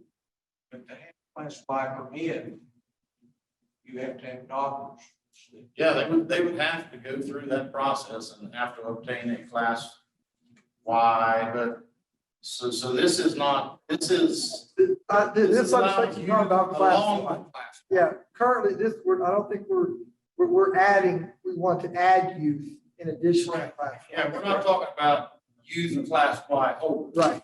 Yeah, this would, this, yes, this will allow children to hunt. And yes, but I want to make a comment. I want to make a comment and I'll let y'all come, because I can tell you folks, I get a lot of comments. I'm gonna share them with you. I haven't got a positive comment about this one from the public. What a lot of people have said is they have no problem with an antlerless season to run concurrent or whatever the wildlife would like to do. But I have gotten a lot of pushback from the groups, from hunting organizations that don't want to open up a crossbow season even for use to run the entire, for where you can take either sex. Most of the people do not have any problem with allowing an antlerless season. Chief Johansson's coming up here, so we want to hear from him. Thank you, Director, and thank you, Gary, for that explanation. It is somewhat complicated because we're dealing with portions of chapter 20, portions of 50 and CSR 45. Director McDaniel is right. It's a controversial proposal. If it would please I have a recommendation or a suggestion for the commission's consideration. The commission may wish to vote this proposal down and ask us to consider an alternative proposal for focused on youth, allowing crossbows for youth for antlerless deer only. We'd be happy to do that. That would please the commission. So moved. Second. Okay, all right, so what we're going to vote on is whether or not to pass this as done. If you vote not to, that would be fine. You're going to say no, aye. If you say aye, you're going to pass, all right? Just make sure we're, okay, so there's a motion on the floor for number 4, the Division of Natural Resources proposes to allow hunters age 14 and under, in addition to Class Y holders, to utilize crossbows during crossbow deer season, during archery season in Logan, McDowell, Mingo, and Wyoming counties. All those in favor signify by saying aye. Those opposed, no. No. No. The motion does not carry. And thank you, Chief Johansson, for that. We will go back to the drawing board and we'll come up with something that focuses more on the youth, an antlerless season. Okay. Thank you, commissioners. Okay, now moving on to number 5. The Division of Natural Resources proposes to extend buck firearms and antlerless deer seasons through the second Sunday following Thanksgiving. Pretty self-explanatory. We're adding one additional day, a Sunday on the end of the season. Move to approve. Second. Okay, I have a motion on the floor, properly seconded. All those in favor signify by saying aye. Aye. Those opposed, no. Motion carries.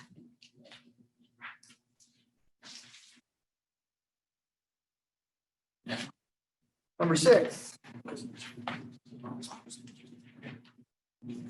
All right, number 6. The Division of Natural Resources proposes to allow for the use of bows with arrows equipped with a point having at least 2 sharp cutting edges measuring in excess of 3/4 inch wide, in addition to shotguns and crossbows during the youth spring wild turkey season. So we're talking about the youth spring turkey season. Primarily, this would just allow the use of bows with arrows. Right now, shotguns and crossbows are permitted. Allow the use of bows and arrows. Move to approve. Second. All right, I have a motion on the floor, properly seconded. Any further discussion? All those in favor signify by saying aye. Aye. Aye. Those opposed, no. Ayes have it, motion carries. Number 7. Number 7, the Division of Natural Resources proposes that the spring wild turkey season opens on the 3rd Monday in April and runs for 35 consecutive days thereafter, and is open statewide for the hunting of bearded turkeys only. Currently, the season length is 27 days, so the opening date would stay as it has been in place for the last couple of years. This would add an additional week on the end of the season, close on a Sunday. Move to approve. All right, we have a motion on the floor, properly seconded. I Any got comments, Director. if I may. further discussion? Further discussion. I know in the past, we got a week earlier in the spring, I was pushing a little bit for 2 weeks, and I understand the biological reasons opposed to that. But this year, for the first time, I've got a lot of inquiries about making the last week that we add on all day long. You say that turkeys are making just as much noise in the afternoon as they are in the mornings, if not more. Have you given that any thought about making, if we extended the week, making the last week? We have had that discussion in years past, not I think to this specific regulation. We have had some discussions over the years with regard to that. Mike, you want to comment for that? Oh. That's been a discussion that's been brought up at several biologist meetings, and there's always been a concern about how to pursue it. The turkey committee that we have in place has discussed, I think that's going to be on our agenda to discuss that further in the future also. Because I know a lot of the surrounding states are going to all day, taking at least the last week or two of their seasons. Mike, anything that you can think of with biological, what would be a reason not to do that in the last week of the season? Well, so biologically, you run into the risk of increasing accidental harvest of your hen birds, because your hens will be off the nest more. There's also the potential of increased nest disturbance. And there's the uncertainty too of the take with how rifles play into the whole take issue also. So not that that's a plus or negative, but it's something we need to consider also. Okay. Any other questions? Discussions, amendments? I'm gonna move to amend it, the last week be all day long. All right, we have an amended proposal on the floor. I'll second that. And it's being seconded, and it would be Chief Johansson, do you have a comment? I do. Before we vote, I would like to give the Chief Johansson the opportunity to comment on the motion or the amendment. Thank you very much, Director. I would urge the commission to be cautious with this amended proposal. And Jeff, Commissioner Bowers, I certainly respect your opinion on this. But I would remind the commissioners that we're currently in a situation region-wide throughout the eastern range of the wild turkey. Population declines. Many states are concerned about. We did see our spring gobbler season stabilize a little bit this year, maybe with a slight uptick.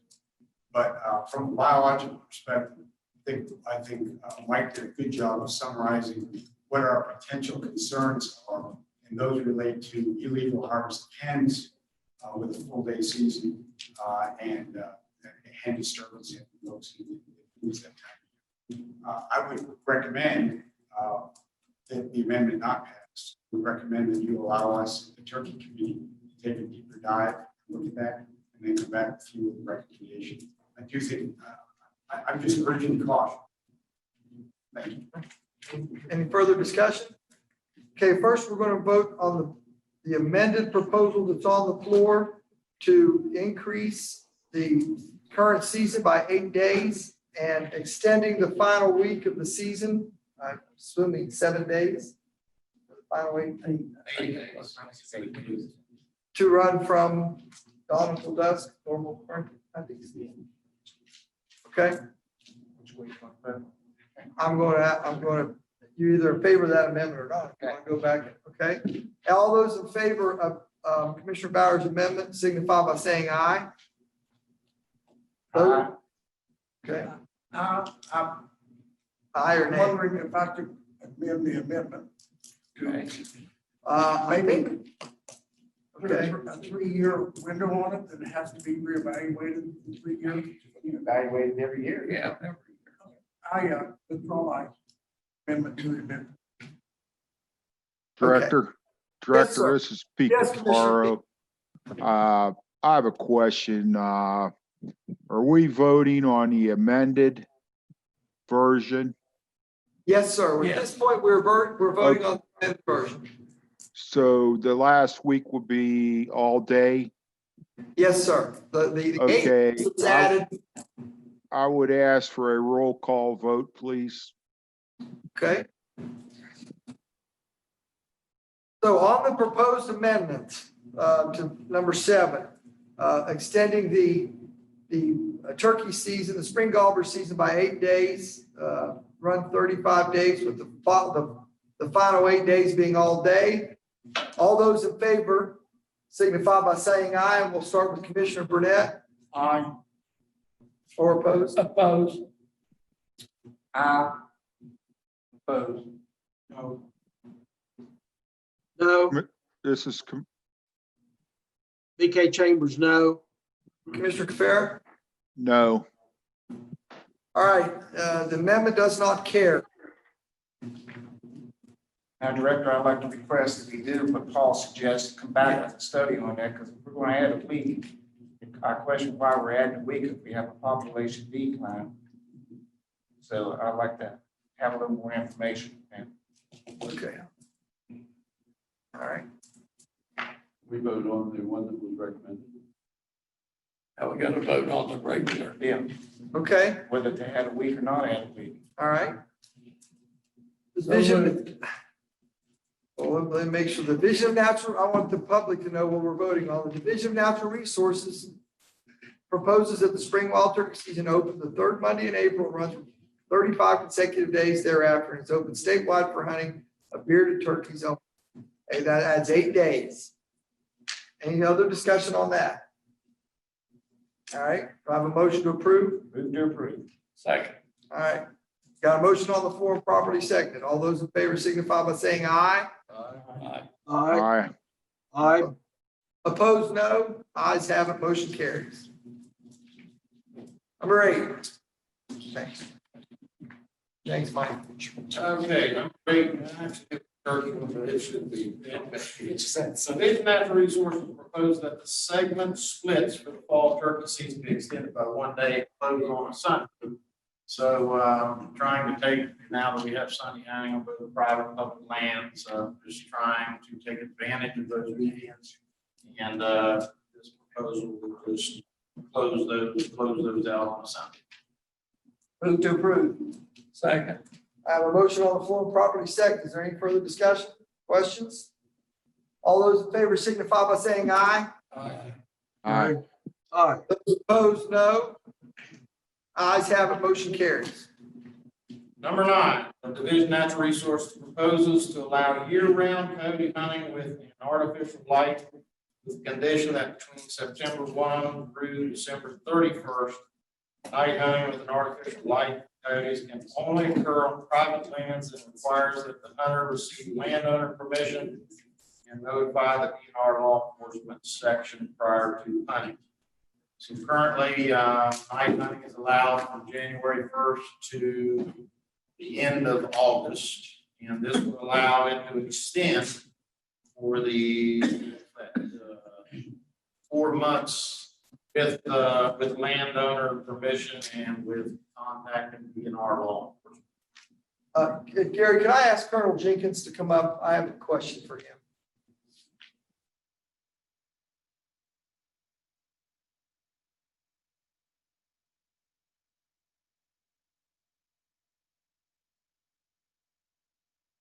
Director, Director, it's BK Chambers. I have a question on that also. Okay. But after, go ahead, then. Okay, I had several groups contact me in regards to law enforcement notification. I get, when someone calls about someone hunting at night, they hear shots at night, they don't actually call the DNR. And I know we're notified. What steps are we taking to notify the local 911 agency or the local agencies, other agencies? So a deputy sheriff, for instance, or a local police officer wouldn't, how are they going to know that a landowner is given permission for somebody to coyote hunt their property at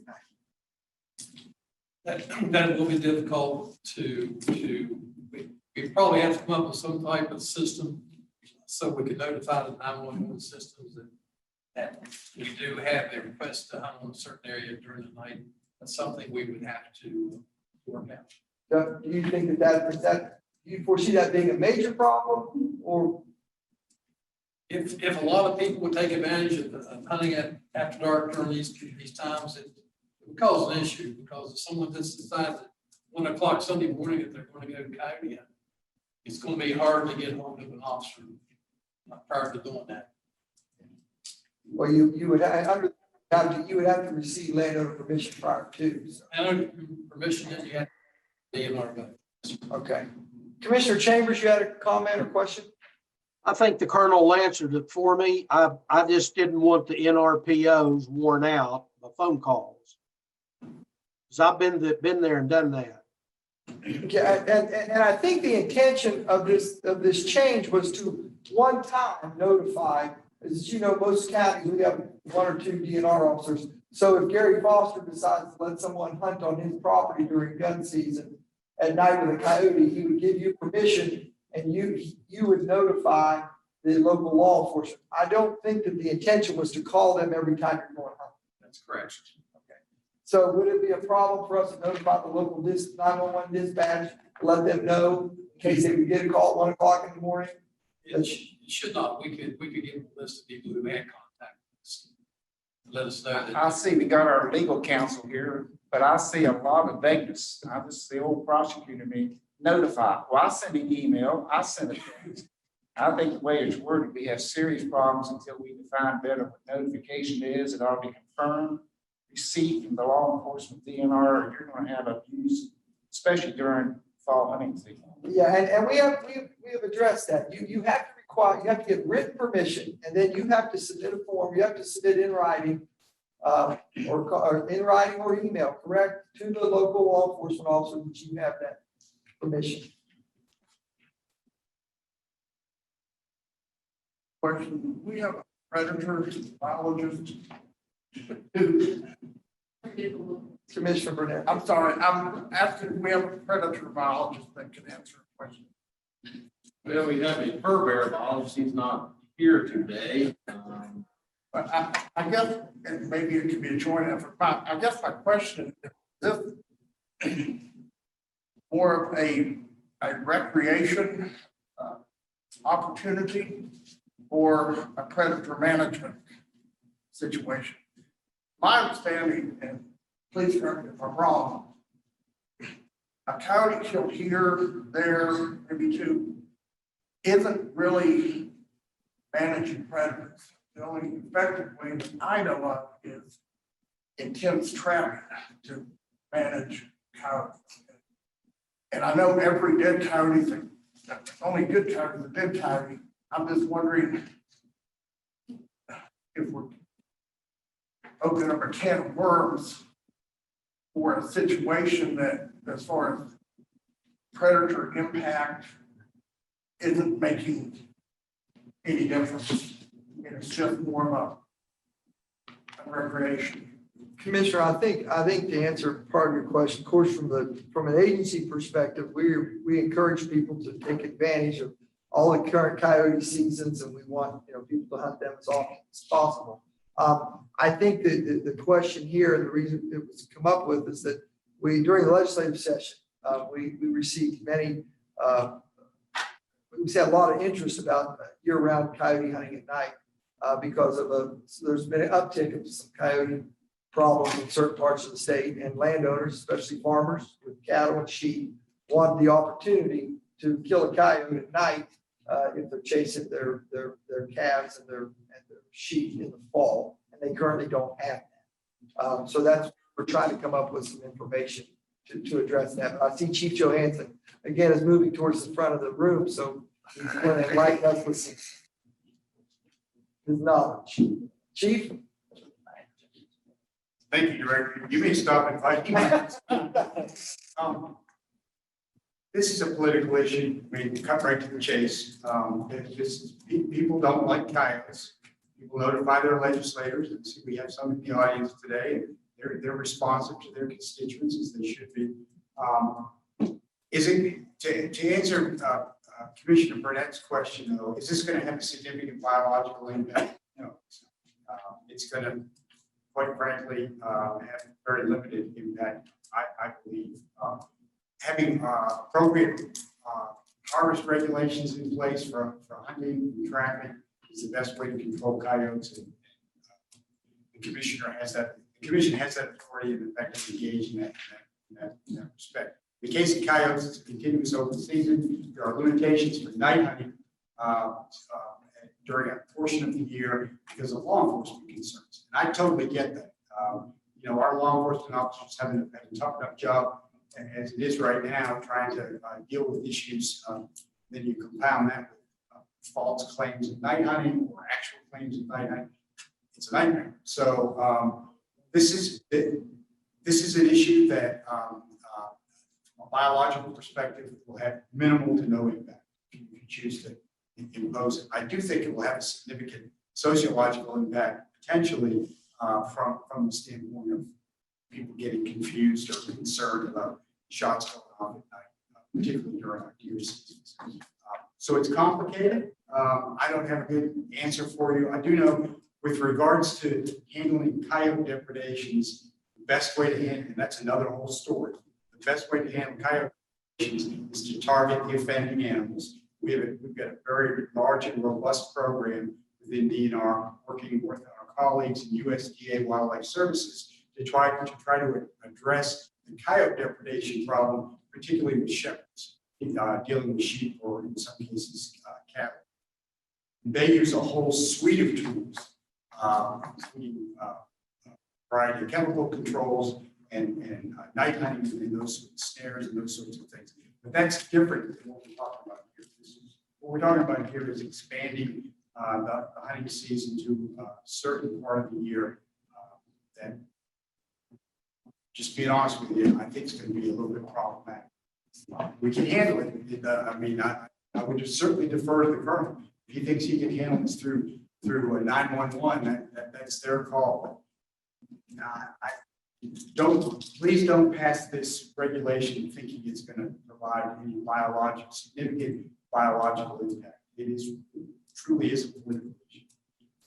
And they utilize those controls, Paul, any time of the year, like if you're having problems with your sheep or your calves or whatever. So the Wildlife Services is the agency that we coordinate with as part of USDA. They have to comply with their rules and their regulations, but it does give them pretty broad. I can't speak and say they can do it anytime during the year. I don't know that, Commissioner. I can find that out for you. I do know that it's a very popular program among the producers, the ag producers, and it does work really quite effectively in terms of targeting those offending animals. But coyotes, I remember growing up in Wile E. Coyote on cartoons. I mean, they just had this negative connotation among the sporting public, deer hunters, turkey hunters, and others.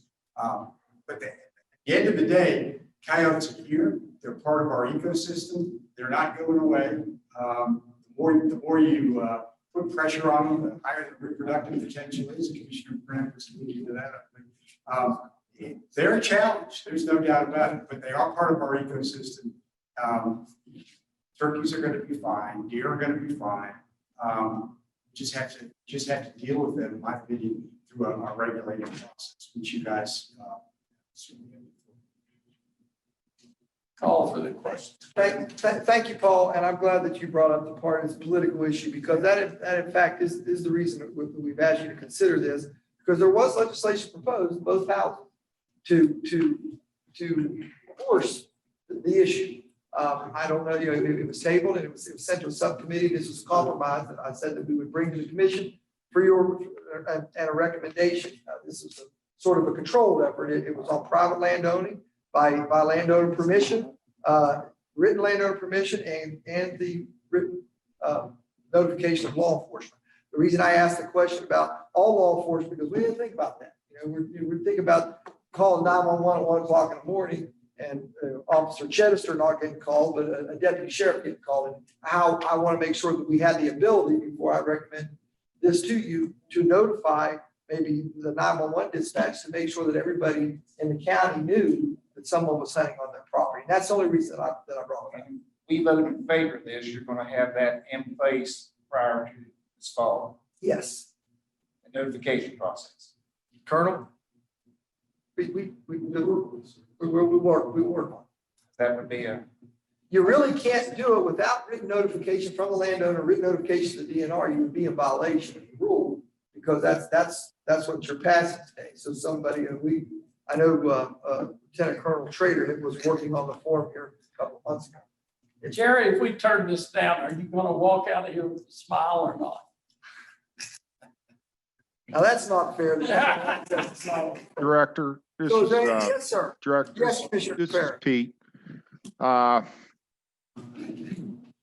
Hyde County, I would consider, mostly, an urban area, and we're having trouble with coyotes, you know, in the city limits. But my problem is, I mean, it's twofold. I mean, it's like a ping pong ball. We give permission for, all night hunting. Then I have to worry about, people poaching deer. And then the other thing is our, law enforcement agency, much work as they put in being called out at night. So I'm just kind of torn on this. I mean, there's a problem, but you know, I don't know if Paul and his staff can come up with a better idea. I know these things are elusive though. I mean, I try to hunt them in the daytime myself, and it's just seemed like they're more active at night. But I just wanted to make that comment. Thank you.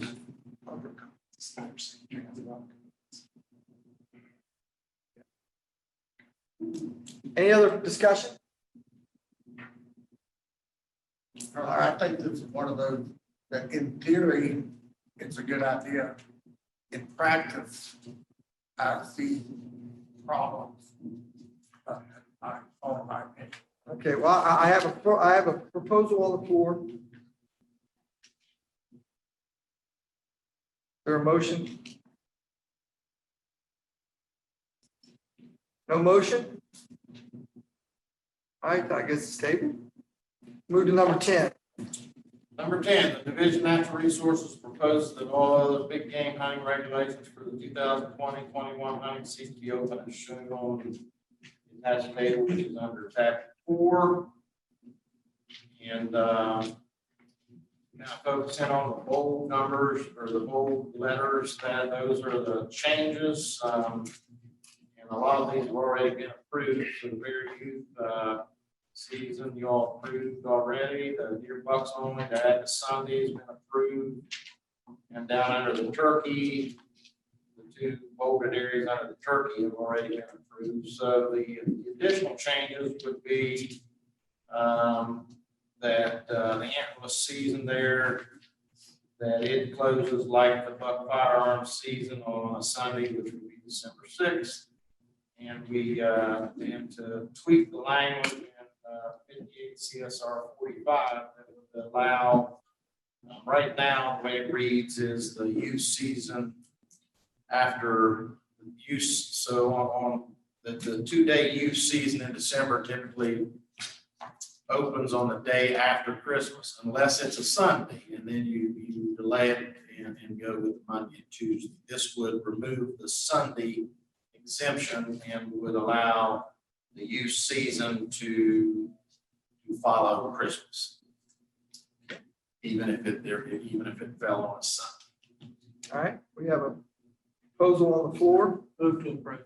Second. All right, I have a motion to approve, properly seconded. Any further discussion or questions? All those in favor signify by saying aye. Aye. Aye. Those opposed, no. Ayes have it, motion carries. Mr. Foster. Okay, I think next on the agenda is the 2021-22 hunting and trapping regulations. And that, read it, the Division of Natural Resources propose that all other small game and fur bear hunting and traffic regulations for 21-22 season be open as shown on the attached table, which is tab 5. And I do have,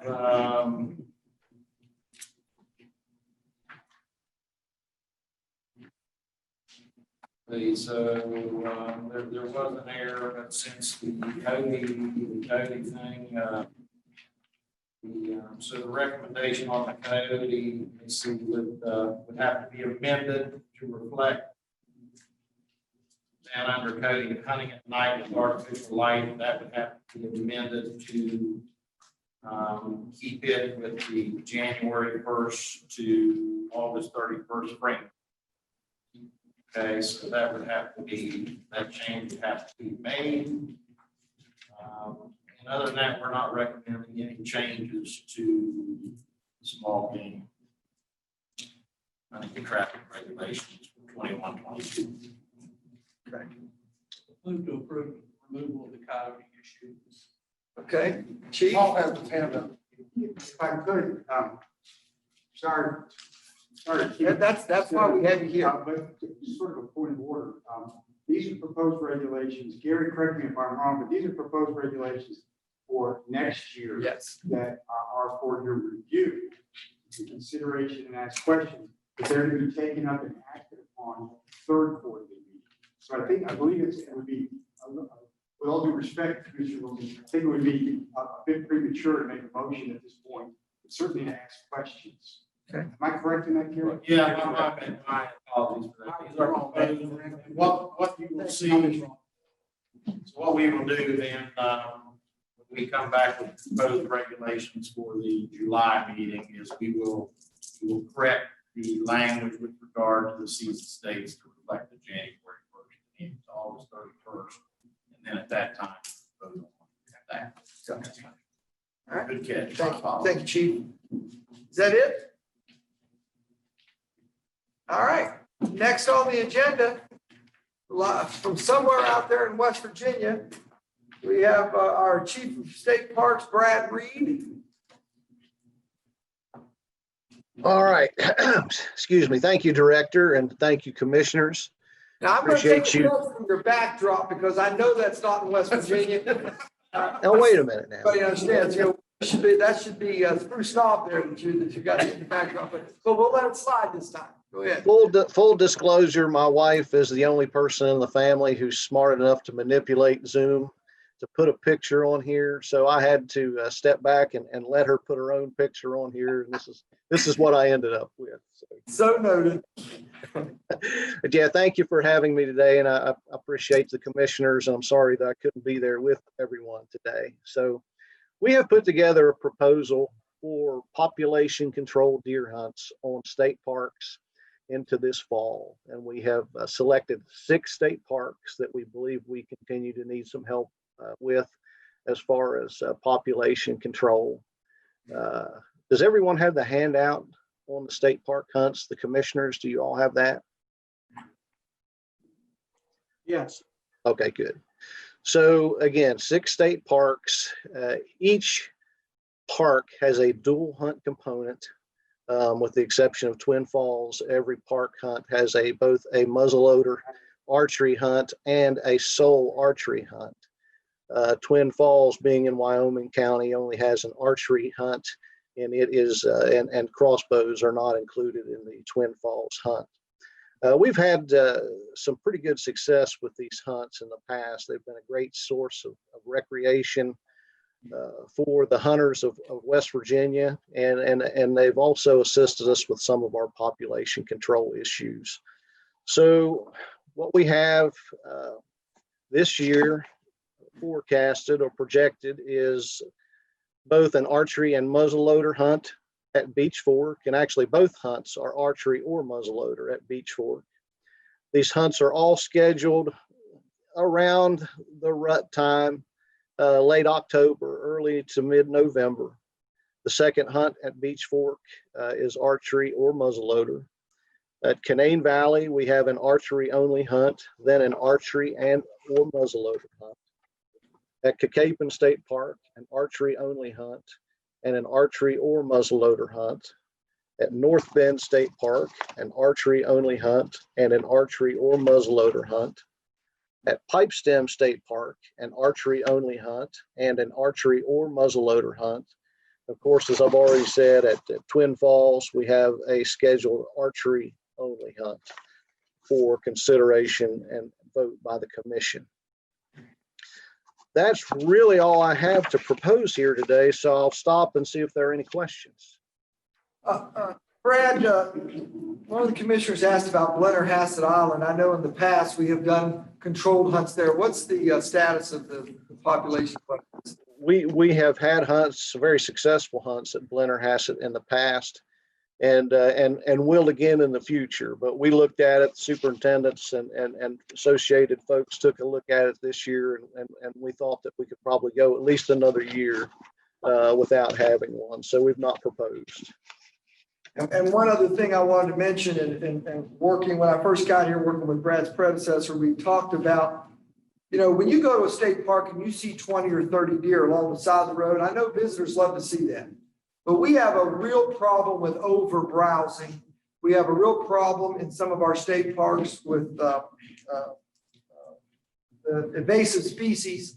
And even though people love seeing the 30 deer when they drive into Canaan, and you know they're not supposed to feed them, but a lot of them do. We have issues with overbrowsing. The natural fauna and the species there, because of the lack of predators and the lack of hunting, in some of our parks, it's become a real issue. You know, I was down at Twin Falls last fall. That's in Wyoming County. 32 or 33 deer right on the first two holes of the golf course, eating, you know, and browsing. So we need to. This has been a tool that was given to us, and it has worked. I'll tell you, when especially you go to a place like North Bend State Park, and you know deer don't eat Japanese stiltgrass, but over the years they've eaten everything else. And right now, if I sent Keith Cranston to North Bend State Park and ask him to take care of the Japanese stiltgrass, he'd get in his car and go home, because we can't. It's to a point where I don't think we'll ever get it under control. And a lot of that, you know, you're over browsing, you got bare ground. These invasive species, it doesn't hurt, it doesn't help. So these, I thank you, Brad, and thank your staff for putting the time in to come up and develop these. And I thank the commission for working with us to allow the parks to utilize this to control the deer, so we don't have any over browsing. And with that, is a proposal on the floor. This is Commissioner Cafaro. I have a question. Yes, Commissioner. So what Mr. Reed is telling me, that there's archery only and no crossbow whatsoever, correct? At Twin Falls. At Twin Falls, but a crossbow would be permitted at the other state parks, correct?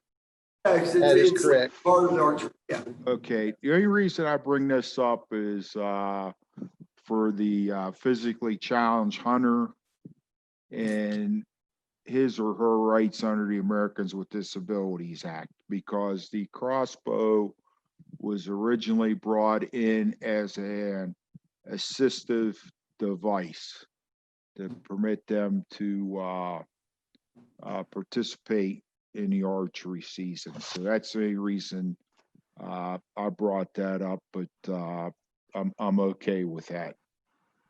Now, Class Y holders, Brad, would a Class Y holder be able to utilize a crossbow at Twin Falls? You know, Director, that's a very good question, and I may need to defer to Jerry on that question. I certainly think the idea has merit that we allow that to go on, as Commissioner Cafaro indicated. Okay, I'm going to ask Colonel Jenkins to come up to the podium one more time. That's a great point, Commissioner Cafaro. Thank you for bringing that up. Question is, why are we not allowed crossbows? Because it's the park? What? No, we allow crossbows in all the other parks where we No, don't. I'm talking about Twin Falls. Because it's one of the 4 county owns where we don't allow crossbows. But Class Y, Colonel? Yes, sir. Would a Class Y holder be allowed to use a crossbow during the archery only season? I would think so. Okay. Yes, sir. Commissioner Confera, Colonel Jenkins feels that a Class Y holder would be regarded the same rights in hunting at this Twin Falls State Park as they would hunting anywhere in Wyoming County. Okay? Okay, Concur. thank you. You know, I just appreciate all the opportunities that are lent to the physically challenged, and this includes some of our war veterans, to permit them to get out. It just gives us extra time of field. So thank you very much. I appreciate it. Thank you, So Commissioner. then would we want to amend that into this document in the Twin Falls section to add a line that says Class Y? We need to, I think he's asking, we need to. No, we don't, this is actually, you're just reviewing the proposed state park deer hunt. And we always bring them up to the commission. The commission doesn't need to vote on these today. I see. Okay, thank you. Yeah, but That's an error. that's just an error. We don't normally, the regulations cover the post So station. he would be, the Class 5 will be. Wow. Yes, yeah, Class Y holders, Brad will make sure the superintendent knows that they will be able to be. I will. Is there any further discussion on this proposed state park? I just wanted to add a little bit about habitat and ground. People going into Canaan Valley and seeing 30 deer, they think it's nice, but because of them overeating ground, if we don't do something, then when they go there during ski season, they may see 30 dead deer. So we do, we see a lot of starved deer, not just from over browsing in Canaan Valley, but people feed them. Even though it's against the law, they'll feed them, and the deer forget how to take care of themselves. You know, they keep feeding. Wintertime comes up, and Don McFarland's constantly telling me, he finds starved deer every year. So this is a good program, and thank you again, Brad. You're welcome. All right, we'll call Mark Scott up. He's going to talk to us about the 2021 proposed fishing regulations. Hello, Mark. Hi, Director. Hi, Commissioners. As Keith mentioned earlier, these are just for review. We'll approve these on this meeting in August. I just can't do any questions at all. We don't ask if I get through. First proposal was to establish a statewide 30 fish daily creel limit, 60 fish per session limit, basically for all game fish that don't have. Second proposal is to remove the 12-inch size black bass from wallback clay. Third proposal was to remove the season for dip netting to allow this method to be used year round. Number 4 proposes to remove the black bass no harvest regulation from a section on the New River. Number 5 was to make a river-wide 14 to 22 inch slot limit with only one fish over 22 inches for all black bass on the New River, excluding Bluestone Dam. Bluestone Lake. Number 6, proposal to add the Canal River, the confluence to the Buffalo Bridge downstream of Winfield to the 4 fish daily creel limit, 15-inch minimum size limit for all Ronde species, which includes striped bass, hybrid stripers, and white bass. Number 7 is proposal to remove the trout catch and release regulation from the 0.9 mile section of Shavers Fork encompassing the stored recreation area.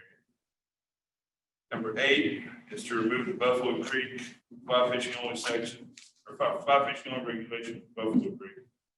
Number 9 is to set a 2 fish daily creel limit for all trout in Stevens Lake and Raleigh County. And number 10 is to propose that all other fishing regulations for 2021 be the same as in 2020.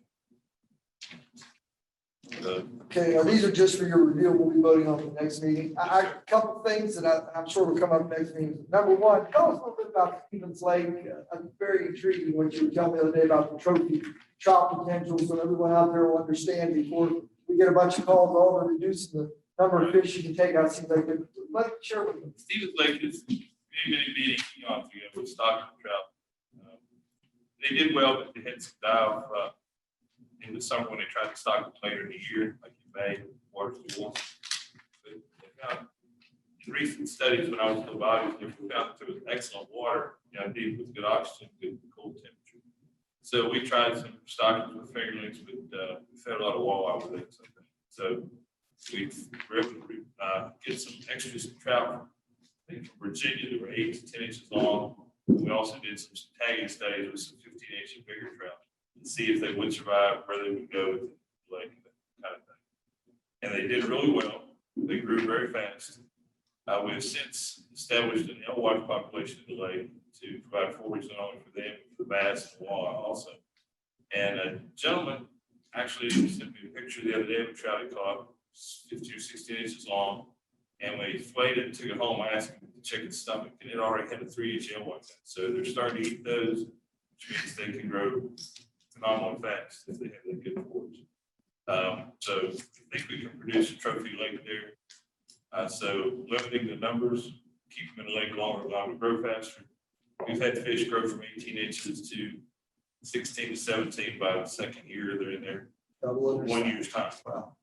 And we're working with the county commission who owns the lake. They actually purchased some trout recently and put some in to establish them because we're down with our hatchery right now trying to build those up. It's a joint effort with them. I think it'll be a good program down the road. That's exciting. That's exciting. The other question that I had, or comment, was the 30 fish, the pan limit, the 30 fish limit. And I know I asked you to look at that about a year or so ago, and you were in the process of doing a study. And I know a lot of people out there have an interest in that. So if you tell us a little bit about why you're proposing that.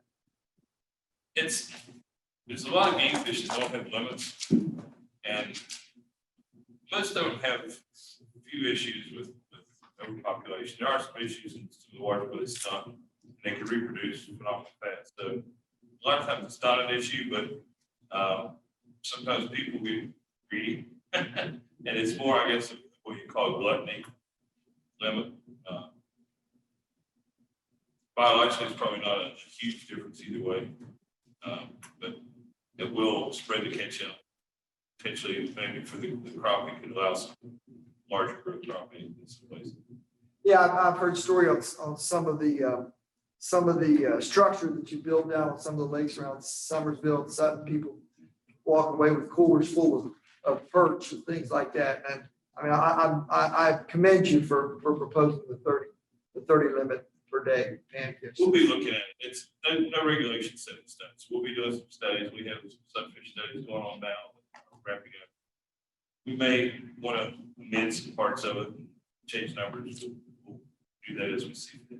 And the last one, the catch and release on the section of the new river. If that did not pass at the next meeting, would there be any biological effect in your opinion? Or Biologically, the catch and release has not really done anything to make the fishing better. It's more perception. It's kind of like placebo. If you think you're getting the drug, you feel better. But we're not opposed to leaving it on. As you know, we deal with placebo. So my first term on the commission, and it was about 20 years ago, I worked really hard for that catch, and you were there, you were part of it. We arranged public meetings, and we did this for the outfitters. They asked us to because they advertised nationally for their services, and I know this is all perception, but you know, we sell perception. And a lot of our hunting and fishing regulations are perception. And I think this is a big one. They advertise nationally, people will sign up because they think they're getting a stretch of the river that's catch and release. And the director knows they did this in Montana. Streams like the Big Hole River have several different stretches that are catch and release or slot limit or whatever. And I think we owe the tourism industry in West Virginia, it's not going to be a huge biological effect. The advantage of having this one section of the river doesn't cost us a darn cent because all the signs are already up. Everything is already there. But make the rest of the river slot limit. I feel very strongly about this. I agree with you. Perception is everything from a marketing standpoint. If there's no biological effect on the black bass in that area, I would hope that the commission would reject that.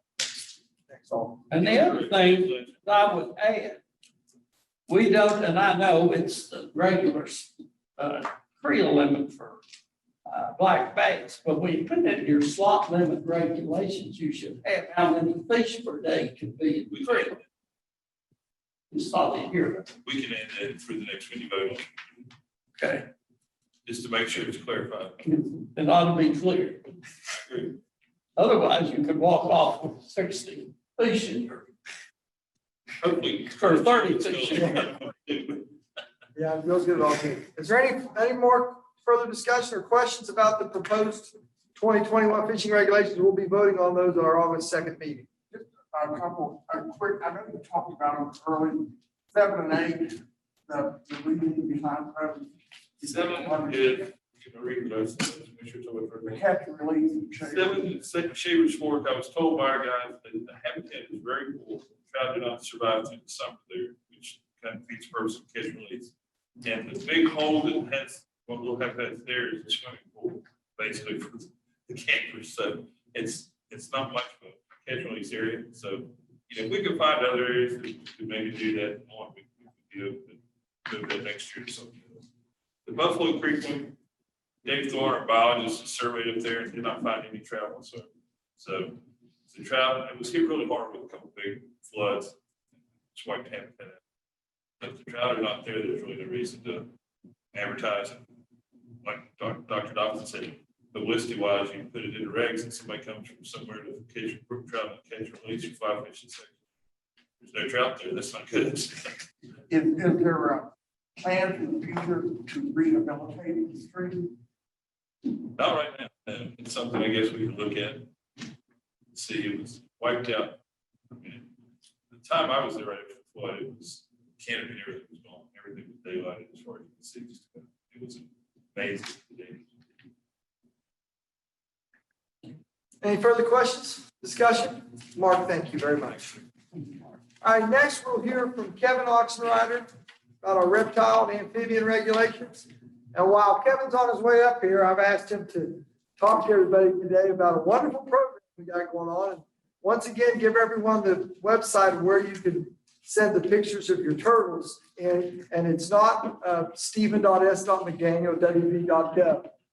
I get some on personal messages, and I love it. And I'm doing my best to get them to Kevin's folks, but he's going to talk about it today. Kevin. Sure. Thank you all for having me here today. And just for the plug for the box turtle project, we are in the process of having the West Virginia Box Turtle Citizen Science Project, helping us to better understand the distribution of box turtles throughout the state. And I just wanted to take a minute also to thank everybody that has participated in that project. It has been a huge success so far. It's great to see all of these wonderful, smiling children and adults out there enjoying our outdoors and finding these turtles. We even have some canines that have been out there for people too. So keep on finding them. We encourage you to report them through our online system, which is www.wvdnr.gov/boxturtle. And you can go online and just report it all through there. And I do believe my email address is on there. If you do have, you can always email me too. But I did want to come today to address any questions that you may have regarding the proposal for the changes to the amphibian and reptile regulations for next year. Just a reminder that we are not asking for a formal vote at this time. We will be bringing a full proposal at the next commission meeting to actually have a formal vote. But we do have two proposed changes on the list. One is to add a couple species of amphibians to our list of native species, and the other is to close several species, 5 seasons, 1 species of greatest conservation need. And with that, I guess I will turn it over to any questions and happy to address them.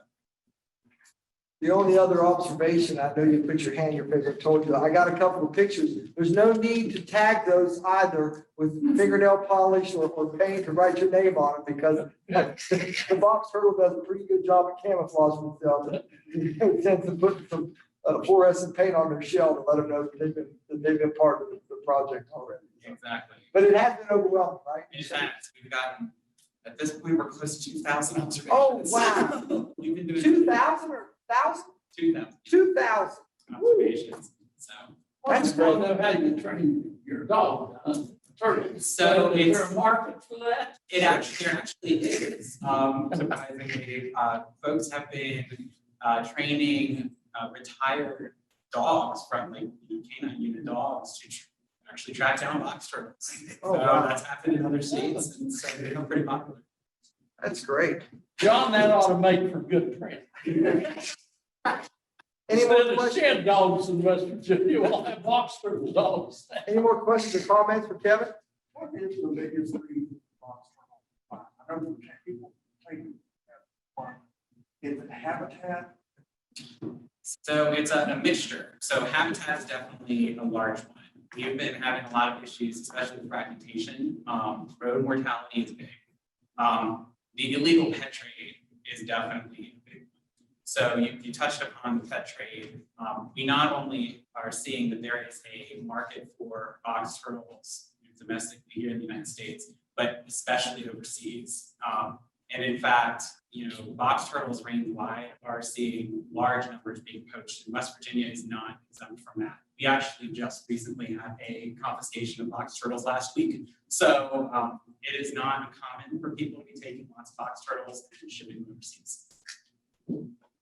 Yes, and a box turtle is wildlife. It is illegal to possess a box turtle. So everyone remember that. It's not just deer is illegal to possess, but you see a box turtle, let Kevin know about it, but leave it alone. So thank you so much. And I want to make a comment about the wildlife diversity and the work that Kevin does, and Scott Warner and his folks. You hear a lot about deer and turkey and bear and big game, and you hear about trout and walleye, but that's a small portion of what Wildlife Resources section does. I mean, everything else out there that you see, not just wildlife, but the diversity and things that it's really intriguing. And I really appreciate you and all your colleagues and all the wonderful work you do, Wildlife Diversity. Thank you. Appreciate that. All right. Now we get to the public comments Zach Brown took care of. Now we're to Director McDaniels' comments, and I want to introduce a couple of gentlemen. First, I want to apologize. Remember, this is new for us. Normally, I get a list from Listy of all the visitors. So after introductions, she tells me members of the representatives from the legislature that I have here, and I didn't get the list from Listy today, so I'm going to blame part of it on her. But anyway, we are pleased to have in the audience today both chairmen of our Senate Natural Resources Commission and our House Natural Resources Commission, Senator Hamilton and Delegate Atkinson. Thank you both. You're wonderful partners with Western Division Natural Resources, and we really appreciate all your input, and we appreciate you being here today and sitting through this. So thank you for coming down today. Public comments, I will try to keep them brief. I want to go back a couple of things on what Zach was talking about. I have Don Radcliffe sent some information in about the Bears, and I'm sort of glad that we're going back to that. We need to understand that better. The one thing that I hear, and I get all the bear complaints this time of year. I know I've already sent law enforcement and wildlife out a half a dozen times because bears have been on people's porches. They've been, and even though that we tell them to stop feeding them, they'll go away. We have a problem. A lot of people think it's a good problem. When I was a kid, you didn't see bears. Well, now bears are everywhere.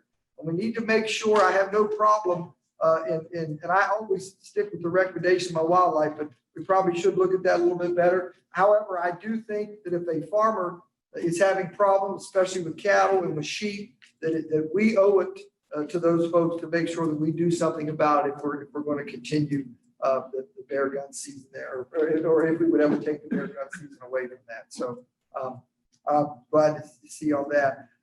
Scott Smith from Scott Depot mentioned something in here that I wanted to talk about. I had an opportunity to go with Mark Scott over on the New River he was talking about earlier today and do the electro fishing for our walleye program, our native walleye species in the New River. I was amazed at some of the size of the walleye that we had shocked up, and Mark telling me that those were from our program. And I'm not kidding you. I've got pictures of female walleye that big.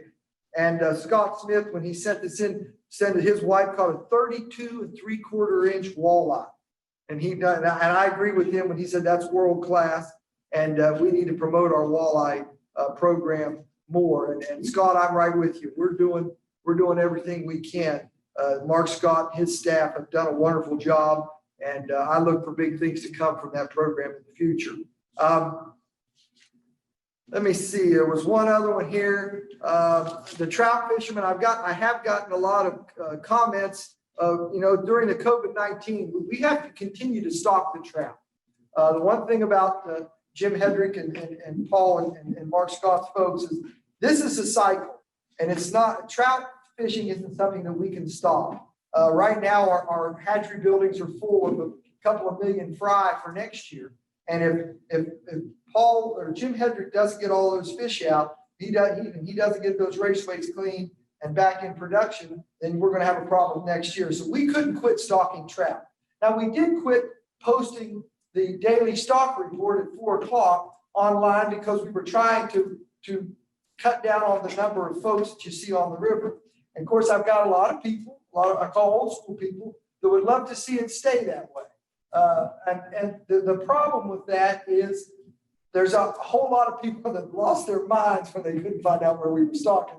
And I got all those phone calls to see where we were stocking. So I think we're going to take a look at pre-posting schedules. We were trying to share more information, and we'll probably change that a little bit for next year. We'll probably just pre-announce the stockings that are going to happen in state parks.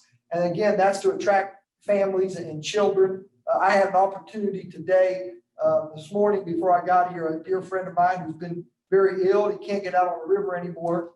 I invited him and his son and his grandson over to my farm because he wanted to see his grandson catch his first trout. They were having a little bit of trouble in the streams, and my buddy can't get down to the stream. So I got to stand there while that 5-year-old boy caught his first trout.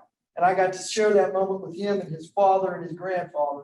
And I can tell you, announcing those trout stockings in those lakes and those streams in and around our state parks has been something that's been very, very good. And I urge our fisheries department to continue to do that.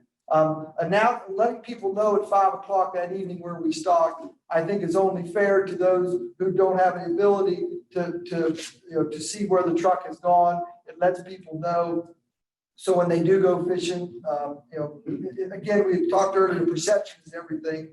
People think if the stream was stocked today, there'll still be fish there tomorrow. So it takes the guessing component out of it. And I also, the gentleman talked about there's nothing there for working men and women by the time the weekend comes. Well, that's why we start stocking fish on Saturdays. And from March 1st to May 31st, there's fish going somewhere in West Virginia in a stream or lake on a Saturday to try to make that more applicable to folks who think that they have a better opportunity right when the fish are stocked. I know Mark Scott will come up here and tell me that his fish surveys show that there's plenty of fish in those streams this time of year. Matter of fact, this is when I like to start fishing. The crowds sort of thin out and the streams are just full of fish clear through July. So I urge everybody to continue with that. The last comment I want to make is on the lowering of the buck limit and where we're going with that.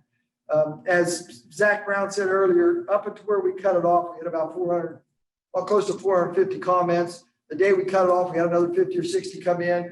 We cut it off again at 2 o'clock, and Listy said they're still coming. I know this is a divided issue, and the commission knows that they need to do something on it. But I hate to cut comment periods off when we beg for comments. Keith Krantz got up here and talked about the sectional meetings. We've been begging people to come out to sectional meetings for years. Now all of a sudden we have a format where people in the public can submit comments electronically. Well, we have to, if you're going to take the time to submit it, Wildlife and myself are going to take the time to review them and summarize. And when we get, up close to 550 or 600 comments, we have a few days before Sunday to summarize and get that to the commission. It just wasn't possible.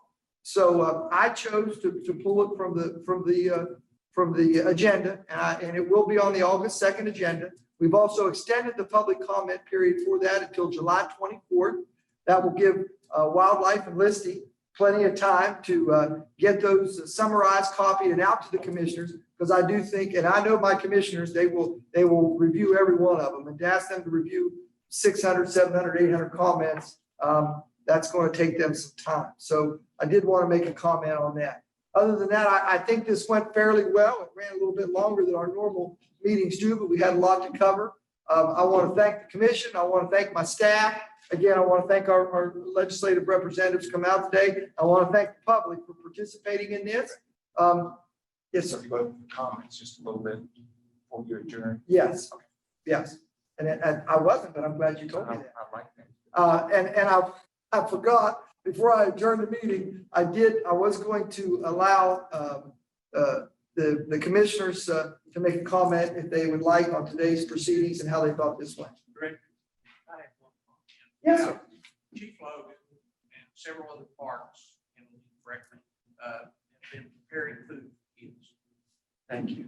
I checked with the girls at Chief Logan. As of this Tuesday or Wednesday coming up, they will have prepared 26,400 boxes. Each box has 5 breakfasts, 5 lunches. The Board of Education distributes those with a bus through the different areas, Logan County, and Chapmanville, and Logan. That's a tremendous service, and it's a tremendous thing for the park staff to be involved in that. And you got to remember, right now, parks are down, and I think 75. And I mean, people down there really appreciate that. They're talking about radio shows down there. Thank you, Commissioner. Yeah, Chief Logan, Pipestem, Concapin, Canaan, and it's well over 26,000 at Chief Logan, but it's probably up to a couple 100,000 meals that we have prepared. And again, Brad Reed's still on here. I really thank he and his staff and for all that. And it's wonderful to be able to do that for the youth in West Virginia. Thank you for bringing that up, Commissioner. Yes, let me comment on that just a second, if I can, Director. Thank you very much for that comment. And that was a huge team effort, and is a real credit to the staff at those parks, as you mentioned. It's something that we did, and something that we will be proud of for years to come. It was pretty special. So appreciate the acknowledgement. Thank you, Chief. I'll be very brief on behalf of both the chairman and my senator. I would like for them to know that it's very obvious the commission took serious the landowners that are having problems with the coyotes.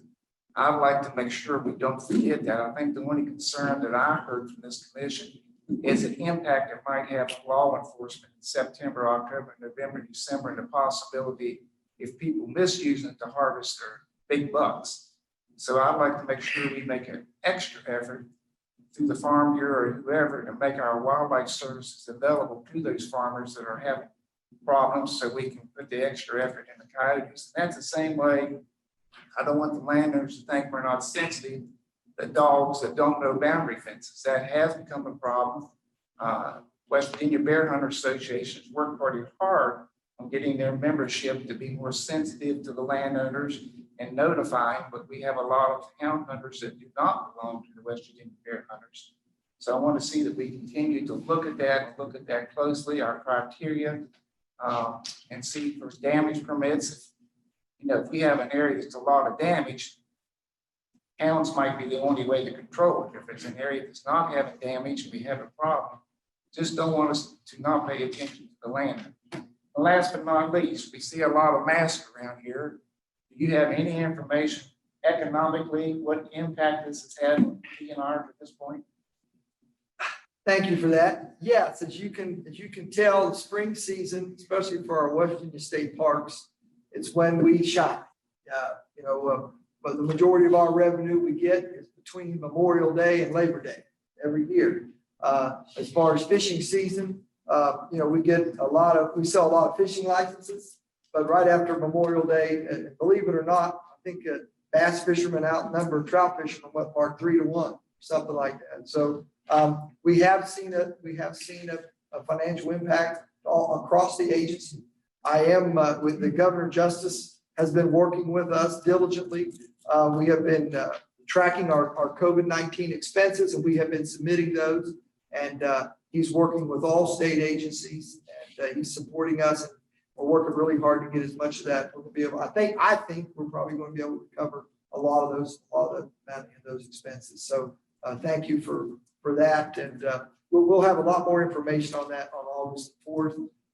And finally, I mentioned Governor Justice. You all have seen him on TV every day for the last 60 days, and I think he's done a wonderful job updating us and keeping us up to date on what's going on. We have had a lot of issues from the DNR side of it, and he's always been available, and he's working with us to make sure that we're made as whole as possible as we can while we go through this. So with that, again, I'd like to thank everyone for coming out and remind you that our next meeting date, this is for Chief Johansson, since Chris Lawrence put him on the spot yesterday on the radio. I wanted to make sure that I got it right. It'll be August the 2nd at Chief Logan Lodge, and it will be at 1 o'clock. And we don't know where we're going to be as far as coronavirus deal is concerned, but if this went well and we get positive feedback on it, we'll probably set something up like this, even if it is open to the public, because I think it's important that all the public should be able to attend these meetings, because we make a lot of important decisions. So with that, I will entertain a motion to adjourn. All right, all those in favor signify by saying aye. Those opposed, no. Motion carries. Thank you.